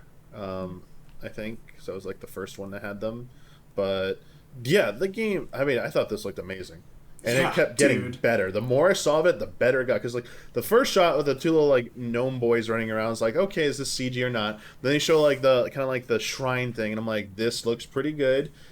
And it just kept getting better. Like it culminated with like the town, like a full blown Yes. town with people living in it and stuff. I was just like, I was like, the Pikmin like soot creature stuff was great. Like the platforming and like the spell based magic, like transferring your wand into like a bow or spear looked kind of cool. But then like having like towns and stuff, I was just like, all right. And then like they had parries and like competent combo. I was like, this is way more than I was expecting out of this. It looks good. I thought the lead character looked fantastic. Everything about this game just spoke to me. I was like, yep, getting this ASAP. Like, ASAP. must play this. And I mean, we mentioned it earlier. They did say it's cross-gen, but this is something like if it doesn't look like this on any other of the older platforms, I'm definitely getting this on like PS5 because I want it to look like what I saw. Like this might be a game where I need to play it on next gen. Yeah, well, they say that they're taking advantage of the controller or the haptic feedback and stuff. But yeah, they said cross-gen for this, huh? Because I'm not seeing it in the press release. Someone was talking about that. If I'm wrong, I apologize. Someone was saying it was coming out on other old like existing platforms. I was like, huh, okay. Oh, wait, here it is. Exclusively to PS5, PS4, and Epic Games Store. So there's a PS4. Okay, yeah. Yeah. So I don't know how well it's gonna run on a base PS4. So yeah, definitely gonna play it on a PS5 probably. Damiani, safe to assume Project Athea is a long ways off. This is I don't. Yeah, this you watch this trailer and I think almost unanimously the consent was we're not seeing this for several years. I think a few of us. Dope, though. I mean, it looks amazing. Unfortunately, in the post-show, chat was getting annoyed with me trying to do a deep dive comparison of it, which I was laughing. I because, like, really appreciated that. Just, like, I really loved it. liked that. This is funny. I'm just gonna point this out. Like, Great context. Max Milling was doing the same thing, and people are like lapping it up, and like that'll get like hundreds of thousands of views. And it's like I'm doing it. It's like you're derailing our discussion. I'm like Not okay. appreciated in I was his like- time, Michael. I was like fine. It's probably really because he's like by himself, and we're multiple people, so I get it. It's But too deep. the po- It's too Damiani, it's too deep. it's the podcast time, so just real quick, I won't take up too much of your time, but it does look like what they worked on with Agni's Philosophy, that tech demo back in 2012 and 2013 that showed off like the girl used like the Coke bottle to like heal her wound. She used magic like with her hand, but it hurt her and stuff. And Right. it looked like there was like people with guns, looked like real world, Yeah, the shoes even in this. some military struggle, power struggle, but also magic was involved. And then she flies off on some like Panzer Dragoon looking thing, and then they brought it back a few years later as an evolved demo. And while this one is definitely more fantasy looking, I think there isn't not so many hints of like normal looking world in it. There are some parallels there. She kind of looks like Agni a little bit, just with her hair up, and the like black dog enemy looks similar to an enemy that was in Agni's Philosophy, this like dog creature they injected with this stuff. So I wonder, this is Luminous Productions. The studio was Hajime Tabata's studio, who departed. The person who took over Final Fantasy 15, finished that project, was then given his own AAA budget project, departed from that, and now this is that game. And I think people are maybe mistaking this for potentially Final Fantasy 16 because there are rumors about that, but it's not Final Fantasy 16. This is its own project. And as you said, Ian, I think it looked cool. Like the traversal stuff looked awesome, like way more action heavy. Like Huber wood style jutsu stuff, like sealing the dog and stuff. Sick. But the movement with her arm and hand, and she had like these like kind of like jewelry or these maybe they're like marks around her arm or something, looked like Agni as well from that demo. So this is great to see if this is an evolution of that project finally coming to be a real game. And then like that dragon thing at the end, just like show scale, like there will be huge bosses potentially and stuff like that. really cool high concept stuff. Just think it's looked very early, and it looks like it's not. Yeah, I got for a long bad time. news, Damiani. It's not a game. It's project. It's just a project. It's still it's still in the same place It's it was still- at Agnes Philosophy, man. It's just And here's what they're Square Enix here's where they are project now. names, Just checking in. It's not a good sign when they're in the project phase. That means you got Yeah. several years That's like a before. bunch of years. when a Everyone at game Luminous comes is gonna to have Square they're gonna have a really good time playing this during the life of the PlayStation 5. You're never playing this game. It's a project. I'm just surprised this game didn't get canceled outright when Tabata left. I'm kind of surprised about this. I think this will be the last Luminous Engine game, though, ever made. But I think there's still a chance this might never see the light of day, actually. Yeah. Once Hard to say. Once we get over this weird aperitif of GTA 5 coming in 2021, and then we get Spider-Man coming in hot and heavy, Ratchet shows up, and it just seems like all's right with the world, doesn't it, Huber? You're just like, Yes. Yeah, Yes. Yes. I think that was such an interesting, especially from Insomniac, to just the 1-2 punch, the studio to show like we, not only just kicked so much ass in the PS4 days, but we got a lot of big plans for PS5. And Ian, you pointed out some things I definitely saw from watching that again, were like a couple of just weird shifts, in the demo that they saw. But again, it's the roughness that like seeing stuff now for the first time, I'm not that critical of, just because of how much was packed in. Right. And just how generally exciting I thought that was, and I don't know if that female Lombax is a character name, but man, She looks awesome. I almost made the bet about her. I'll tell you that. Her robo arm. That was if Like, Kyle I was won- still around, I'd be like, that would be the bet right there. It'd be something. I wonder if her robo arm has any kind of synergy with Clank. Hmm? There's just a lot of robot tech in Ratchet and Clank. But this just absolutely blew me away. I mean, Ratchet and Clank to me is in the exact same pantheon as God of War, as Uncharted. Like, Ratchet and Clank is PlayStation. And there's really no better way to kick off a new console than with one of PlayStation's main franchises. And this looked like the best Ratchet and Clank of all time. Well, they had to make some big changes to God of War to bring him back. The last time that we saw him, where it's like Ratchet just shows up, and yes, there's like a whole new cross-dimensional thing, but I don't know, there's just something. It felt like a security blanket for me. There's just like kind of something warm and fuzzy about like, no, Totally. Ratchet's gonna be here. It's gonna be on PlayStation 5. And I was critical of the reboot because I felt like it was a step back from A Crack in Time, and just from everything I've seen with this one, it looks like potentially we're getting back to the main timeline. Maybe the repercussions of A Crack in Time, just all this dimension hopping and this Yeah. new Lombax character. So just freaking blown away, dude. Like, It going through was- all those dimensions. Like, I know there was some pop in, but my it was a goodness. SSD showpiece. Dude. Yeah. It was really the That was most PlayStation being their next-gen chest, their SSD. showcase for sure. It's definitely the most appealing the entries that I can think of, because I did play the reboot, Huber, and I thought it was okay. I enjoyed it, but this just looks so much more appealing with that, like the jumping through these like portal mechanics. Some of them just Totally. warping around the level. You know what it reminded me of, Huber? And I saw some other people calling out too. The Titanfall 2 part where you get like the ability to jump between time periods. I was like, yes, I love games that do stuff like this. And they're like, this is gonna be the whole game. We didn't quite see anything in real time, like actual real-time gameplay that was like the opening trailer where he's jumping between completely different worlds in like very quickly like that. I'm hoping that's maybe like down the line that's something more advanced. And that wasn't just like to illustrate the concept type shot, because that would be really cool. Plus, with that where the heck are we? This is weird line or whatever, Huber. Everyone calling it out. Is that a reference to another series of theirs? Potentially a crossover might happen at some point. That seems really far-fetched even Jack for and my Daxter? wild brain. Something a Jack and Daxter cameo is in line with that. I mean, it's happened before in this universe. Jack and Daxter, there have been little Easter eggs. So if they did a full-on Jack and Daxter team-up or cameo, I mean, that would just blow up PlayStation fans. Like, it would be it. That'd be it. It's done.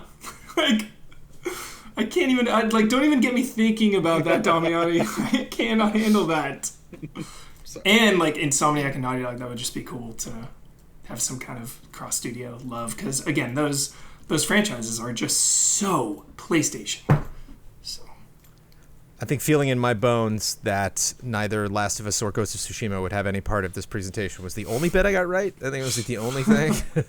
And I feel confident. This is totally real-time stuff when he's jumping No, through the dimensions. I get let me rephrase it. Like I don't know blood if sniffing. that's something you actually would be doing in game. Like that's reflective of the final game, what you're actually going to be doing. Versus that's what they say about that's it. something they captured in engine just to illustrate like to jump in, because once they showed like the raw gameplay part, when you jump through either the yellow or the purple portals, it didn't do something as drastic as that. There wasn't a But I mean, sequence you're where controlling this whole time. It seems to me that the thing they showed in the trailer was an on rails, like riding a vehicle segment for that part, and then so because that's the case, you're jumping through all these dimensions because it's on rails for that part. But the main gameplay, it looks like a common thing is the yellow rift pulls you to that section of that area. You're not jumping dimensions, but just space right there, and then like purples maybe you just skip to a new level. Call. Good point. Like, I guess I'm curious about how they're going to handle that, like from a gameplay perspective. Is it going to be on rails? Is it like, are these scripted sequences that are triggered by like a context-sensitive part of the game or something like that? It didn't seem like it was the average moment-to-moment gameplay. Like there will be an ability you get that you can use at any time to jump between worlds instantly. I was like, don't know if that's really what's going to happen. They do have those grind rail parts. You know, that's such a big theme of Ratchet and Clank, where it is that linear, literal on rails sections. But did we talk and about I just how, loved the quest for booty nod was so cool. They go to the island. It's the like, nods, yeah. Dude, are we gonna be? And we see just a hologram of Nefarious, and Clank, ominously says it's too late. It's like Nefarious is up to planning something, trying to take over the universe. It almost looks like it's going to be a greatest hits sequel, Yes. Maybe revisiting old areas and old moments from Ratchet and Clank.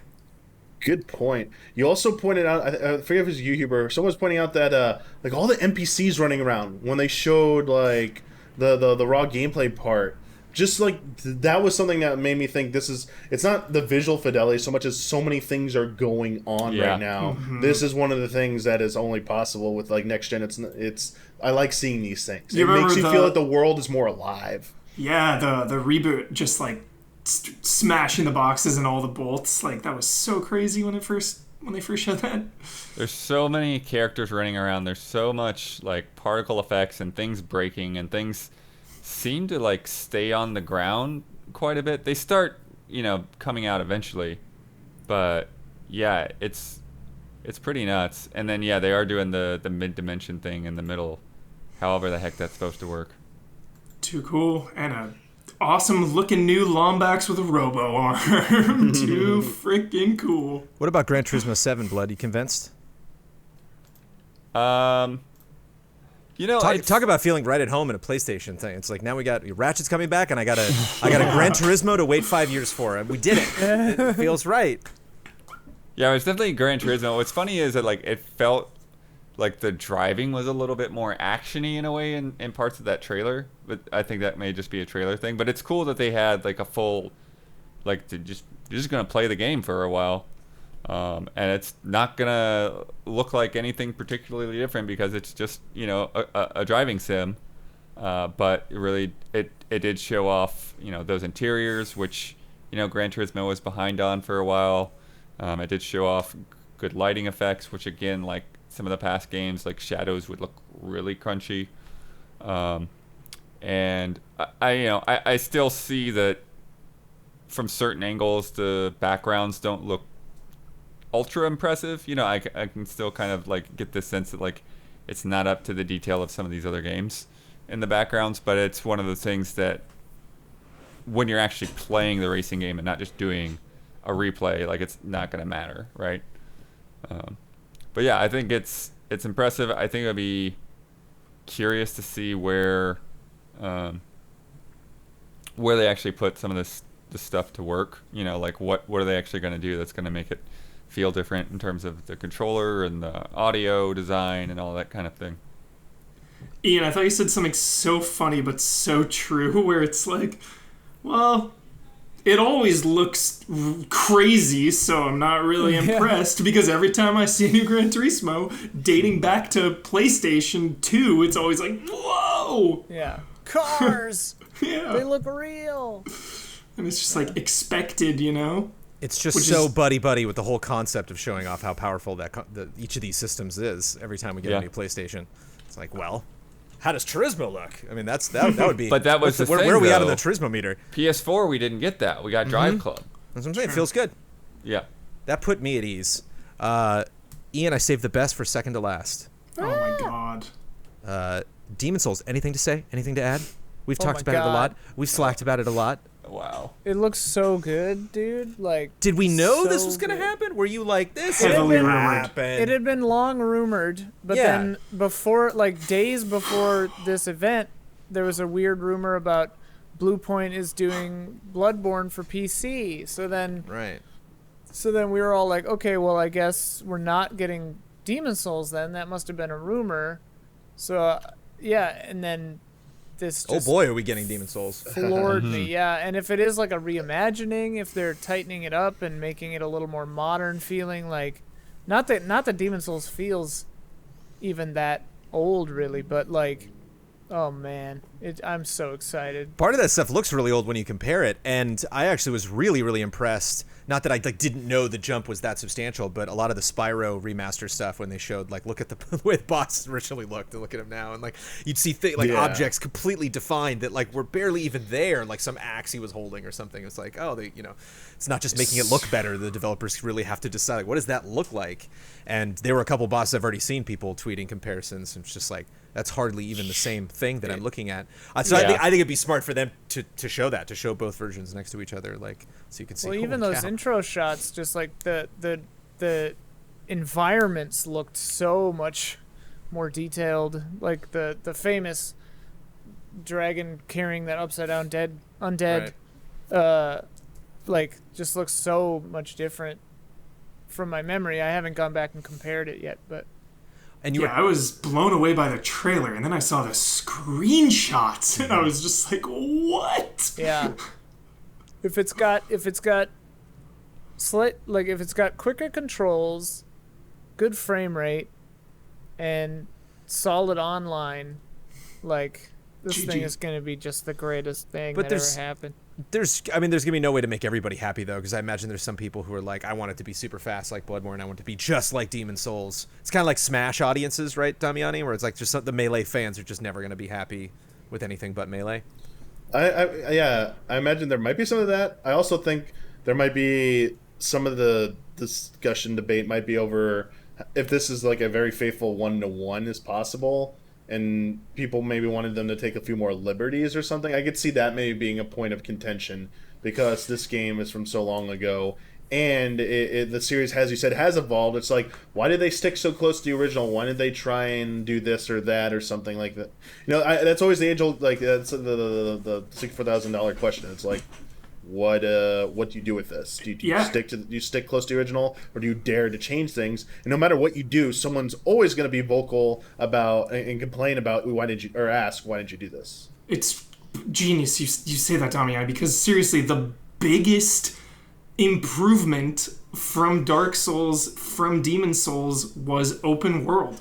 Like, Demon Souls levels is kind of weird. Like, it's cool. Like, you go through stages, basically levels. You have a hub like, environment, nothing right? compares Yeah, to there's the Nexus. It's a hub. Yeah. So nothing compares to the open world of Soulsborne. So if they Well, but are they going to be faithful and keep the level structure? Well, I mean, I think they absolutely will, Yeah. because that's so much. That's much of the deal with this game. But I mean, OG game, there's a whole arch that just doesn't open. Brad, I think, was talking about, there's cut content from Demon Souls that they could maybe put in. I mean, we've already seen such stark visual differences that go beyond. I mean, just necessarily because the graphics are so much better.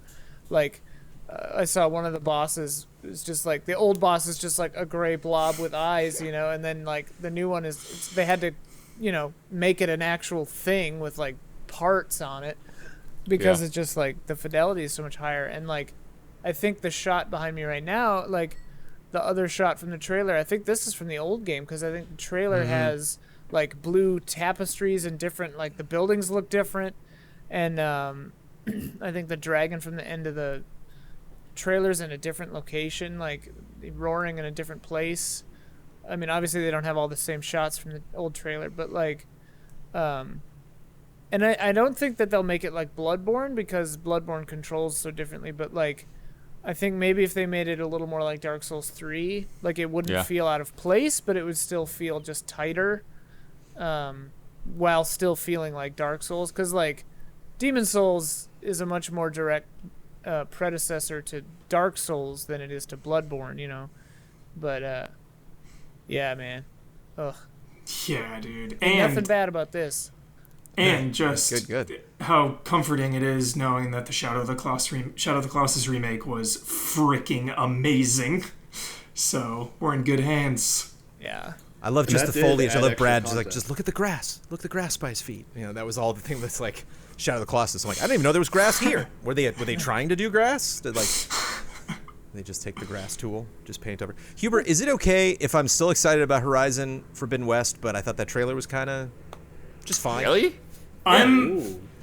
I thought it was I'm okay. I kinda- just thought that was alright. you know, Didn't really get a sense of like I see where we're going, but didn't really get a sense of like there's just evil leaves that she's taken out, and like the monsters look really cool. But there wasn't. It was just like, okay, yeah, here we go. There was no big like shocking, oh my goodness moment. it from was this. It makes sense that it concluded. exactly what my brain imagined it was going to be. And I think that's why I was semi-underwhelmed, because it was everything that I thought it would be, which is good. But it still left me with just like, okay, cool. Yeah, it looks I mean, awesome. It was definitely very like, here's a video game. Like, if I don't stop this, it's gonna get worse. It's like, put that in any video game trailer. Yeah, I don't know in terms of getting you invested in story so much, but I really did feel that, you know, the environments and the landscapes and the variety and everything, Yeah. you know, seeing that underwater city Yeah. and San Francisco. the Golden Gate Bridge and the desert and all of this stuff. Alcatraz there too at one point. Just- I think. Yeah, there's Oh, really? just so many cool things and a lot of the new creatures and stuff that they were showing off. Yeah. That, I really, you know, it's like, you know, regardless of whether the story is great or not, like it just feels like it's a cool world to just get out there. It just feels gigantic. I think more so than any other game shown, though, is the internet doesn't do it justice. Like, this is the showpiece. Mhm. And I think I am being a little hard on it. And I think I need to see, I need to feel the size and the scope of this. Because that's what the trailer was trying to convey. I think you're absolutely right, Bloodworth, is just how big these environments were.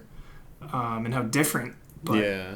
I you know, Crocodiles. 1080p Yeah. internet, just, you know, Well, I 720p mean, yeah, keep in internet. mind didn't- it was only 1080p, but like 30 frames. This wasn't even broadcast at 60 frames on their Yeah. end. So Yeah. Uh. So, definitely need to see that one in action. Does the first game take place in a? Where's the first one take place? Is it a real world location like this one? Mm-hmm. Oh, okay. I don't know if that's like spoilery. But yeah, because there is a point in the game where you're like, oh, I'm here. You know, there are moments where you kind of line up like what the what things look like now versus what they look like. And this is definitely one of my like top 5 games from all of these. But that's a podcast worth of games right there. Yeah, that's a lot. My goodness. What if you have to drink blood in Resident Evil 8 to, like, quench your werewolf transformations or something? I guarantee it. How many silver bullets are there in the game, Huber? Whoa. Dude, are there vampires too? Can I stab someone with a wooden stake? That witch seemed a little vampy. Yeah. So many games. I've waited until now for a word from our sponsor.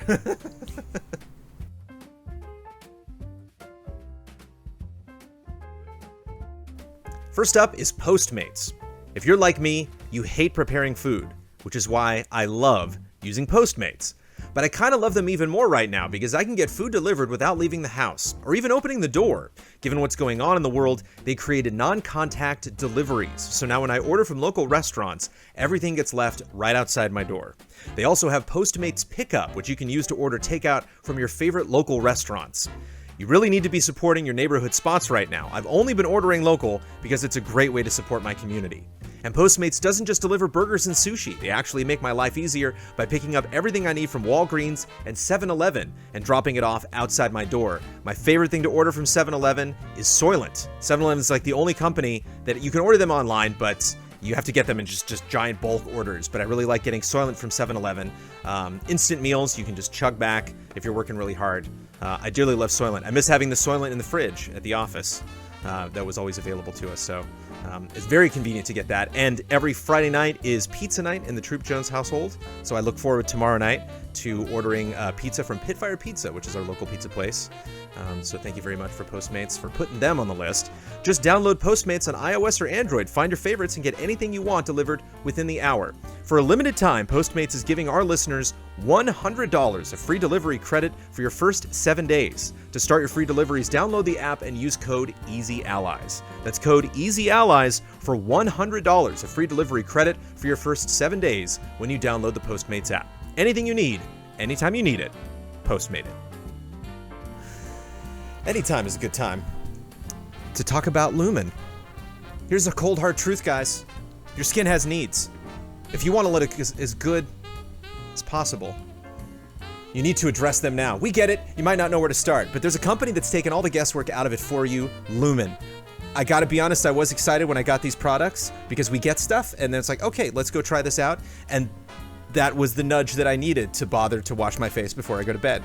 Because that's the key thing. You know, you get up after you go to sleep. If I don't wash my face at all, I was like, yes, I have for the Easy Allies, I'll do it. You haven't been washing your face at all? I'll splash some water on it, but yeah, there's definitely some nights, especially like editing late. It's like I'm going straight to bed. I'm lucky if I brush my teeth, you know. And so I thank you, Lumen. Thank you for sending me the stuff. Lumen is on a mission to help give men the amazing skin they deserve through high-quality, expert-created products delivered right to your door. All of their products are formulated specifically for men's skin and made to target skin issues with maximum efficacy. Using top-notch ingredients like charcoal, which I'm rocking. It's so cool to have face wash that's like dark gray. Green tea extract and vitamin C. It's not just about looking good, it's about feeling good. You need good skin health, especially as you get older, to prevent long-term damage. Even if you have no idea where to begin, Lumen makes it easy to find the right skin management system for you. Choose from different skin concerns to address, or just pick up a simple starter pack for free. You deserve to look and feel your best, and here's where you start.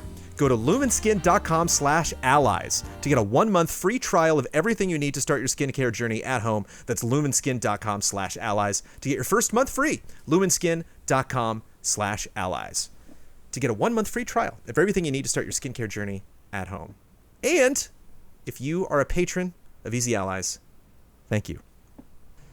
There were also so many other games that were announced this week, so many news things. I'm going to run through them very quickly before we get to also this week, because I did want to focus on each of these things and just throw them out, see if anybody screams or gets super excited. IGN has been doing their Summer of Gaming. They will continue this tomorrow, but they've done 2 days worth of it. And this is the stuff that I thought was relevant. Metal Hellslinger was announced. It's coming out in 2021 from The Outsiders. That is a Guitar Hero, Metallica, something. I'm not actually Metallica, but just hardcore metal music rhythm. Most metal game ever, something like that. Very cool concept. Very cool. Looked fun. Looked unique. Looked fun. Alex Kidd and Miracle World DX announced 2021, Q1 hopefully from Jankin Team and Merge Games, doing remakes the way they should be done, where you can play both. So you click a button and it'll go back to the original Alex Kidd. Retro mode. Wonder Boy kind of did that too, yeah. Mm-hmm. Yep. Give me Wonder Boy vibes. Keep them coming. Nickelodeon Kart Racers 2 Grand Prix announced. Got to group stream that. We're getting that this year in October. Yeah, lock it in. Finally decide who's better, Aang or Korra, because they're both in it. You could both race. Are they both in it? Is Shredder in it? I gotta say, I am disappointed that they're not riding on air balls. But you know what? Sure. It's fine. If Sega made Sonic race around in a car instead of running around, yeah, right. I get it. It's not Nickelodeon Air Racers. Is Shredder in it, Damiani? The Ninja Turtles are, but I don't know what Shredder is. Okay. I saw Leo and Raph in it. Cool. Foreclosed got announced. 2021 in Q2 from Antab Studio. It's a sci-fi game that I did not dive into too much. The 13 remake, my game that effed me from back in the Game Trailers days. To get Redemption. I'm so excited. David Duchovny. I wrongfully Is he back? Wrongfully blamed. Yeah, I just think it's just the same audio. video, yeah. It sounds so phoned in. I can't wait to play I'm really it. pumped on this, but I am not. I like the look of the original more still. The original looked so awesome, cel shaded. I think the remake, yeah. So a remake ruining the cel shaded comic book look, or something I've. Yeah, this sounds familiar. What are you talking about? A certain HD remake, remaster. Sorry, ruining the original's look. Okay, I got it. You got it. A GameCube game. Huber, you're right. Some Like, it's kind like of Zelda stuff. Yeah. Just let it pass. This thing got its notoriety for like being a comic book look in like early 2000s whenever this came out. That was like a cool, not just a novelty, but like very rare. I think it just doesn't stand out as much anymore, and the fact that you're saying it like moves away from that aesthetic a little bit, I think it hurts its cause a little bit. Yeah, it still has it, but it was like not as pronounced. Gotcha. So, yeah, I still kind of favor the original there. Stronghold Warlords got a release date, September 29th. Yeah, baby. 13 is November 10th. I'm excited for baby. Stronghold Warlords. That's what I want to hear. Make it I mean, known. I'm a big fan of Stronghold. 1 and Crusader. 2 and 3, not good. But Warlords, hopefully good. Damiani says it looks old. It's like an old, like a early 2000s PC game.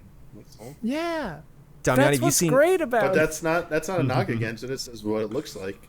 Yeah. By the way, I kept thinking this was Stranglehold.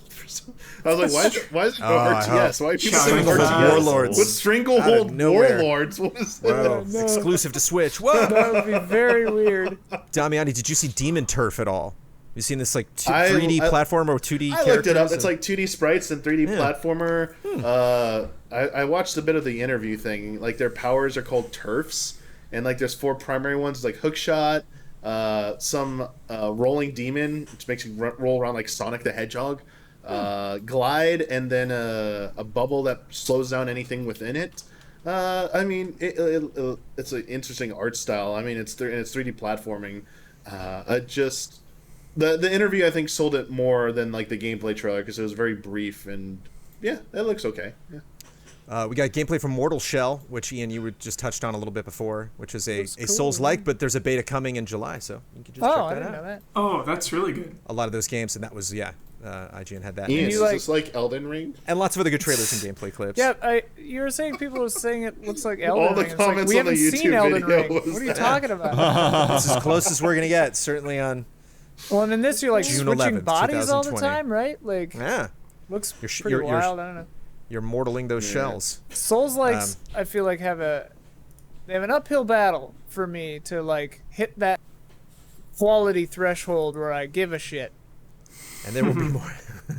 There will be more Summer of Gaming this week, and we got a lot of stuff to react to this weekend. So we'll definitely be talking about more game announcements and more updates next episode of the Easy Allies podcast. But also this week, Destiny 2 announced a ton of stuff. Seasons of Arrivals has just started, where you can go check out the pyramids that they've been teasing for a super long time. A brand new dungeon's coming called Prophecy. The next big expansion's called Beyond Light. The next big expansion after that's called The Witch Queen. The next big expansion after that is called Lightfall. And there'll be no extra charge required for upgrading Destiny 2 to next-gen consoles. Not sure exactly what that means, but they said, they were like, you don't have to buy anything. An intergenerational crossplay coming, no actual crossplay, but you'll be able to, PS4 people will be able to play with PS5, okay. and Xbox One X will be able to play with Series X. Australia's federal court ordered Sony to pay over $2 million over misleading refunds. There were like 5 people in Australia that were like, oi, to get my refunds. I think you skipped over like one of the biggest parts of that Destiny news, though. Yeah, the biggest thing. Is that they're No gonna Destiny 3? basically It's There's just no plans for Destiny 3. Destiny 2 forever. They're just gonna and they're Disney Platform. vaulting old stuff yeah, and just keeping it rolling forever. basically managing the quality of the game rather than making it so bloated and broken. So Yeah. put stuff that people aren't really playing right now into the vault, make new Of stuff glass. once in a while, pull out something from the vault, and Of glass. yeah, and polish it up and put it out there for people to try new stuff in. Thank I you. like Destiny. Thank you. Australia also did order Sony to pay over $2 million for misleading refunds. That's the thing that happened. Really? So let's not get too excited about Sony today, okay? Because they tried to screw over 5 Australians, from what I could tell. An unfinished but playable 2015 build of Dead Island 2 leaked. I think I played that. That never happened. I guess there's another game that's happening, but a lot of PR people were like, aha, I remember that thing. Devotion, which was previously removed from Steam, is now selling physical copies only in Taiwan, though. So, and it actually says on the website, it's like, if you're not in Taiwan, don't buy this. So it's like, good for that game in Taiwan. But none of us can benefit. Summer Games Done Quick 2020 will be August 16th through the 23rd and online. Of course, one of the later events to announce that they're not going to be doing it the way they usually do it. Just getting this from Ben Moore and Slack. A new Metal Slug game is reportedly in development for consoles and mobile. Hell yeah. Of course, put that game on mobile. Go for it. That's not going to hurt anybody. On June 9th, Need for Speed Heat became the first EA game to offer crossplay. This week in crossplay news, No Man's Sky now has crossplay across PS4, Xbox One, and PC, and Chivalry 2 will have crossplay on next-gen consoles and PC. Does No Man's Sky have cross save also? I don't know. Because I'd love to That'd get be it a on good question. PC and then just take my PS4 save over. Correct that, why don't you? Yeah, tell us. Transformers Battlegrounds was announced, and sure, looks Yeah. all right. That's a game that like you look at it and it's like, oh, is this a mobile game? Oh, it's not. Oh boy. Man, I missed There you go. a War for Cybertron fault. Man. That game is awesome. Hyman Rise of Studios. Cybertron, War for Cybertron. Ooh. I know. Those. Can Hyman Studios make a new game and not Call of Duty maps, please? Like, Yeah. let them make Disappointment. another game. Next gen Transformers, baby. Apparently not. Apparently Outright Games has it instead of Activision. Yeah. Mass Effect 1, 2, and 3 and Andromeda are now available on Steam. They were previously very much not. And missed this from last week. Star Theory Games, the developers of Kerbal Space Program 2, were poached by Take-Two Interactive. So Kerbal Space Program 2 is happening, but not happening. There's a lot of turmoil going on, and I apologize I did not address that. That was from Bloomberg. That was something the chat said Kyle probably would have picked up because Schreier might have been on top of that. He did not write the article, but apologies, we did not cover that. But there is a lot to cover because we haven't even gotten to Love and Respect.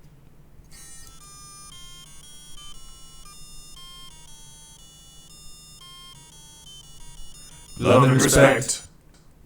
Skipped a note there, but otherwise Yeah, sounded Rufus. good. Sounding good. Jake McCrae. I'm beginning to suspect that if Huber came into possession of a monkey's paw in 2020 is the price we have to pay for his video game dreams coming true. All jokes aside, what would you be willing to sacrifice for your video game dreams to come true? For example, I would be willing to give up eating at restaurants for the next year if it meant we got a new Knights of the Old Republic game in the near future. So this Huber doesn't apply to you because you don't have to, you just ask for things. And they happen. But the rest of us, Sunset there's Riders. something you would give up.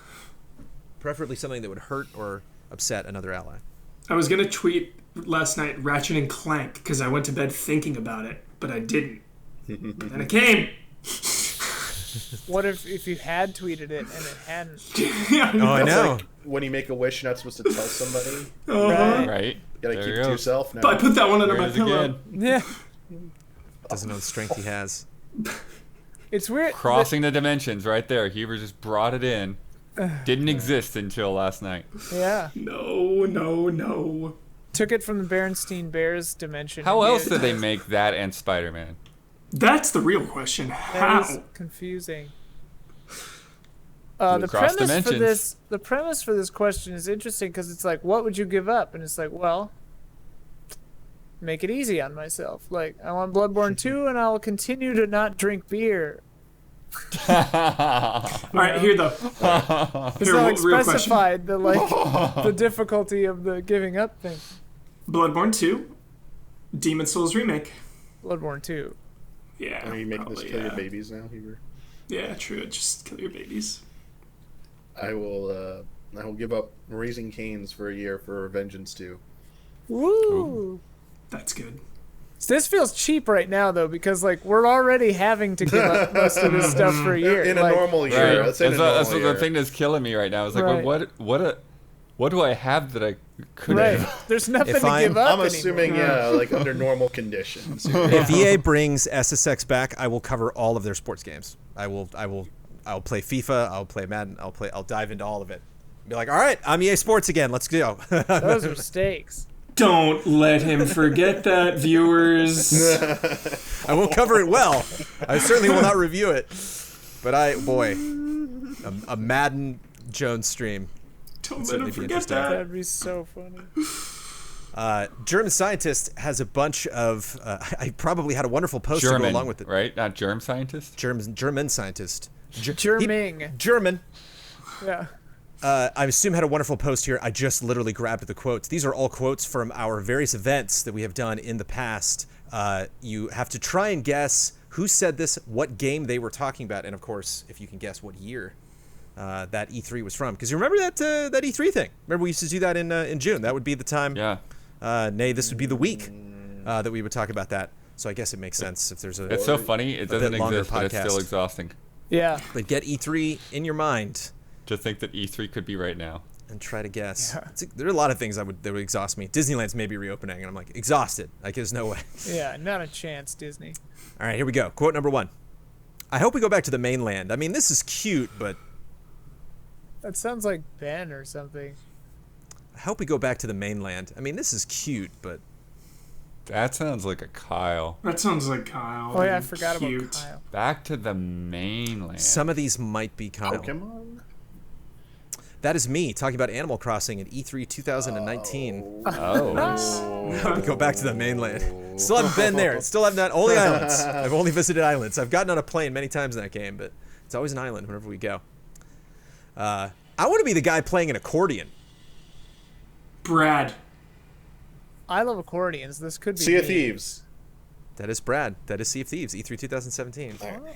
Beautiful. Good, Hubert. Good one. That's what Mind Jack wanted to be. I Damiani. remember you said Ben. that or Ben. I'm the only. I mean, it's either. I mean, Ben or me, because I. You think you're the only ally who's seen Mind Jack? Yeah. When did you say it, Damiani? What was that The game? Cyberpunk? It was. What was that game? I Were remember you the mind game. jacking people? Oh, come on. God, Was what it- was it called? No, it was Ba-da-ba. not Cyberpunk. I Ba-da-ba. thought. Ba-da-ba-da-da. Super Mario Odyssey from E3 2017. Oh yeah, I the was hat thinking thing. I was thinking of a different game. That is really funny. This is such a good pick. German scientists have been sitting on this one. Ugh, that noise makes me teary. That's Ian. Is that me? That noise makes me teary. That was Ian watching a trailer for The Last Guardian in E3 2015. Dude, big boy. Huber? Dude, Brad again. big boy. Me or Brad. Me or Brad. That's Brad talking about Avengers Yeah. in E3 2019. Dude, big boy. The biggest radio towers in Ubisoft history right here. That was about Horizon Zero Dawn? No, that's not. Big- I'm gonna say me. Uh, It's you. Yeah. And it's Ubisoft. Watch Dogs. Steep. 2016. I don't know why you would have thought that. The whole I guess because the mountain is a radio verticality. tower. Yeah. I played that game. Not a lot of towers. That grappling hook. The possibilities of that grappling hook. Sekiro? Jones. That's Jones. Ben. Ben talking about his beloved Monster Hunter World from E3 Oh. 2017. That grappling hook. Little springs on its neck. Dang, these designs are really cool. That's boss That's man. Kyle. That's boss. I realized after a couple of these, it's like, oh damn, I really got to be boring because I don't want to. But the dang, talking about Horizon Zero Dawn, the original Little Horizon, E3 2015. springs. Dang, these designs are really cool. You just got to watch them dance as you die. You just got to watch them dance. You just got to watch them dance as you die. You just got to watch them dance. Is this I don't me? even know what he could be referencing. What is this game? That's Ben talking about Smash Brothers Ultimate from E3 2018. Don't even know what he could have possibly been referencing. It's weird because they're not always the same split. It's Is that a weird quote? because they're not always the same Yeah, I split. was like, That is a that's quote. Bloodworth? Seems That's like Bloodworth. Oh, okay. That's a way out. E3 2017. Oh, guess because it's Oh, the the split split screen. I screen. remember you saying Yeah. that. Good one. He appeared to be a normal human. Tension is lowering. Sekiro. Is this me? It's a good one to have today. That is you, Ian. It's a good one to have today. Sounds Resident Evil bitchy 7, enough to E3 be me. 2016. Oh. Oh. Tension is lowering. Am I looking at real life or a video game? I feel like all of us I'm have said that. I'm at some point. surprised we didn't get quoted for that one, Blood. They never reached out to us for this. Huber, you know that's you. Talking about a What game am I that does talking look about? super good. Flight Simulator. Assassin's. From E3 last year. Oh. That's a good trailer. Yeah, it is. Yeah, real life. At least we got a dog with us. That helps me a lot. Is that Days Gone? At least we got a dog with us. That helps me a lot. It's not Days Who do Gone. we have a dog with? You have a dog in Blair Witch Project, which Bossman noticed. Oh yeah. Watching that trailer from E3 2019. Did he ever go play that? I don't know.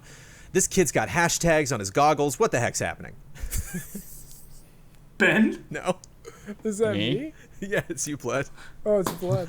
This kid's got hashtags on his goggles. What the heck's happening? That's Blood Watch Dogs 2, E3 2016. 2016. Hey, he's a good character, actually. This kid I like. How different are they in age? But like this kid over here. Love the guy on the plane freaking out. Love Sounds the guy like on the Huber. plane freaking out. Yeah. Me? I remember this one. That's moi. Talking about the guy from the first Cyberpunk trailer from E3 2018. Oh yeah. Oh, yeah. sure. He's like When he was burning getting hacked and Yeah, freaking he's out. like, Liked it a lot. This is real time. He's playing it right now. This is insane. is that Ben? Damiani. No and no. This is the last one. Anybody? Ian? Is that me? That's Huber. That's Yeah, Huber Huber. excitement. Ooh. God of War? That's Days Gone. E3 2016. Days Gone. Days Gone. This is real time. He's playing it right now. right. Play it right This now. is insane. Dude, Days Gone's sick. Tis sick. Another TBD PlayStation 5 title. Days Gone 2. It is time for bets. Do whatever you're going to do. Next week's bet. This Saturday is the Guerrilla Collective Live, the PC Gaming Show, and the Future Games Showcase. By this time next week, which of these videos will have the most views, and by how much? Ma'am, what is your bet over there in the corner? Gorilla. Because of the Yeah, your bet had a wig for a second there. Greg missing Miller out. connection. I don't know. And what's the lead there? By how many views? By how much? Oh, I didn't Yeah, know. I said but that. I'm go- I said I that just a missed couple that times. part. But Well, I'm, then. well, I'm going first, so I could still make something up right now. Jeez. 20K. But I should put mine out. That's what I said. Hey, all right. All right. Alright. Okay. That'll be a point for each of us. I usually go last, but I had to jump in there. Damiani, what you bet? I bet PC and by 50,000.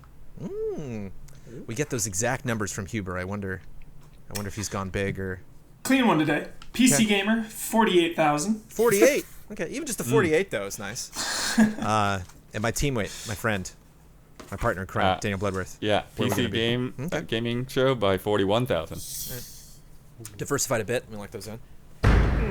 Last week's bet, The Outer Worlds launched last week on Nintendo Switch. How long would the trailer be in the Nintendo Switch eShop? So you load up that eShop, you can go through the screenshots. Most of the time they have a trailer, not always. If there's no trailer, the shortest bet wins. I bet 1 minute and 40 seconds. Daniel Bloodworth bet 1 minute 14 seconds. Ian Hink bet 1 minute and 12 seconds. Damiani bet 59 seconds. Huber, you didn't bet nothing because you weren't here. There's no trailer. For this game that We all exists lost. already. There's no Boy, trailer. They are scared of showing that game in motion, folks. Yeah, For that Outer is Worlds? It It's is already not been- good. Was it Dreadnought or Not only whoever that, did the there's only port of it's 4 bad. screenshots. This might have changed, it was from when I checked it, when it came out, but only 4 screenshots. They are, that is not a game you're playing for how it looks on that console. Damiani had the shortest bet, so Damiani wins that one with 59 seconds. Oh wow. Are you ready, Penguins? Yeah. Bringing the score to Jovial Penguins 3. It could be worse. My nose could be gushing blood. Yes. Astonished Scorpions 3. Thank you. Evened it out. I'm okay with that. Let me tell you about patreon.com/easyallies. That is a place you can go to learn more about Easy Allies. You might just be tuning in because there are events. It's an exciting time to be talking about video games. More exciting news is going to be happening this week. We want to hear about all of it from you. But if you want to learn more about us, not only how we operate day to day, week to week, there's a lot of information you can go to find out about us. But if you want to know what is the main thing that makes Easy Allies run, this is our primary source of revenue. So we would appreciate it if you would just at least go check it out. And if you want to get involved financially, you can get involved with the Easy Allies. For just $1, you get a bunch of exclusive shows, including spoiler modes that we do for a lot of big properties, a lot of hot stuff that comes out every month. And then if you are digging this podcast, if you want to get involved in Gaming Gladiators at the beginning, if you want to leave us a lovely note or a game for love and respect, or if you want to just get this podcast a couple days early, you can join us at the $5 tier. But again, just checking that out. You'll learn more about us if you are curious. Very important note. Right now, we got a new show running called Hunting Huber. You get that a week early on Patreon. Hunting. Shout It out. sounded like you said haunting Huber, which is a great idea for season 2. That's season 2, yeah. Big shout out to Ian Hink, spearheading this, making this all happen. Shout out. It was I a like lot of Bloodworth, fun. who did not win the bet, got the show recommendation in there. He kind of pretended it was a part of That's the not a show recommendation. That's a Patreon benefit. I was going to do it anyway, so there you go. show. Blood Do took it care again, of it. Demian. Oh, okay. I like what you did. Thanks for handling it, Blood. Good. Very professional. The super top tier that we have on Patreon is our shout out tier, and we have some lovely people that have donated at that tier, and right now I will give them a shout out along with my fellow allies. Ian, you're going first. I'm going after you. Huber, you're going after me. Yes. Me. Look at me, Huber. You're going after Got me. you, got you. Damiani, you're the second mic. You're mic number 2. You're going after Huber. Bloodworth, Mm-hmm. you're going last. Shout out to Blue, Caleb Togi Crawford, L. Thanis, Greg the Dark Knight Kettering, and Jesse Blue. Shout out. Shout out. Shout out. Shout out. It's good. Damiani, you can either talk about that show or you can talk about a different show when you close this podcast. You can Would I also be get the able final to word. do a potential shout-out correction instead of a show recommendation? That's No. a final word. That's your final word, dude. Okay, I'll save it for my final word then. Yeah. So you get a show. You get your So yeah, final word. Hunting Huber, promo's up. Check it out. Get episodes a week early on Patreon. As Huber said, excellent job by Ian. I think this is really good. Don And and I are Don- splitting it. He cut half the episodes, I cut the So other half the shout out also goes to Don as well for Yeah. a fantastic job on this as well. Very fun time with Huber. I don't know when my episode comes up, but I hope you like it. I hope you like all the episodes, but I just hope you like mine. I hope you like the challenge part at the beginning for Huber. The laugh. For Huber, it's okay. I think Huber. you're episode 3 or 4. Yeah, Oh, my internet you died. could follow me on. We still do Twitter handles, right? I No. forget. No. Stop it. No, we don't. But you do trademark sign off and a final word. If you Okay. one of those. Final word, I believe one of those shout outs is Black Lives Matters. And until next time, may the way of the hero lead to the Triforce.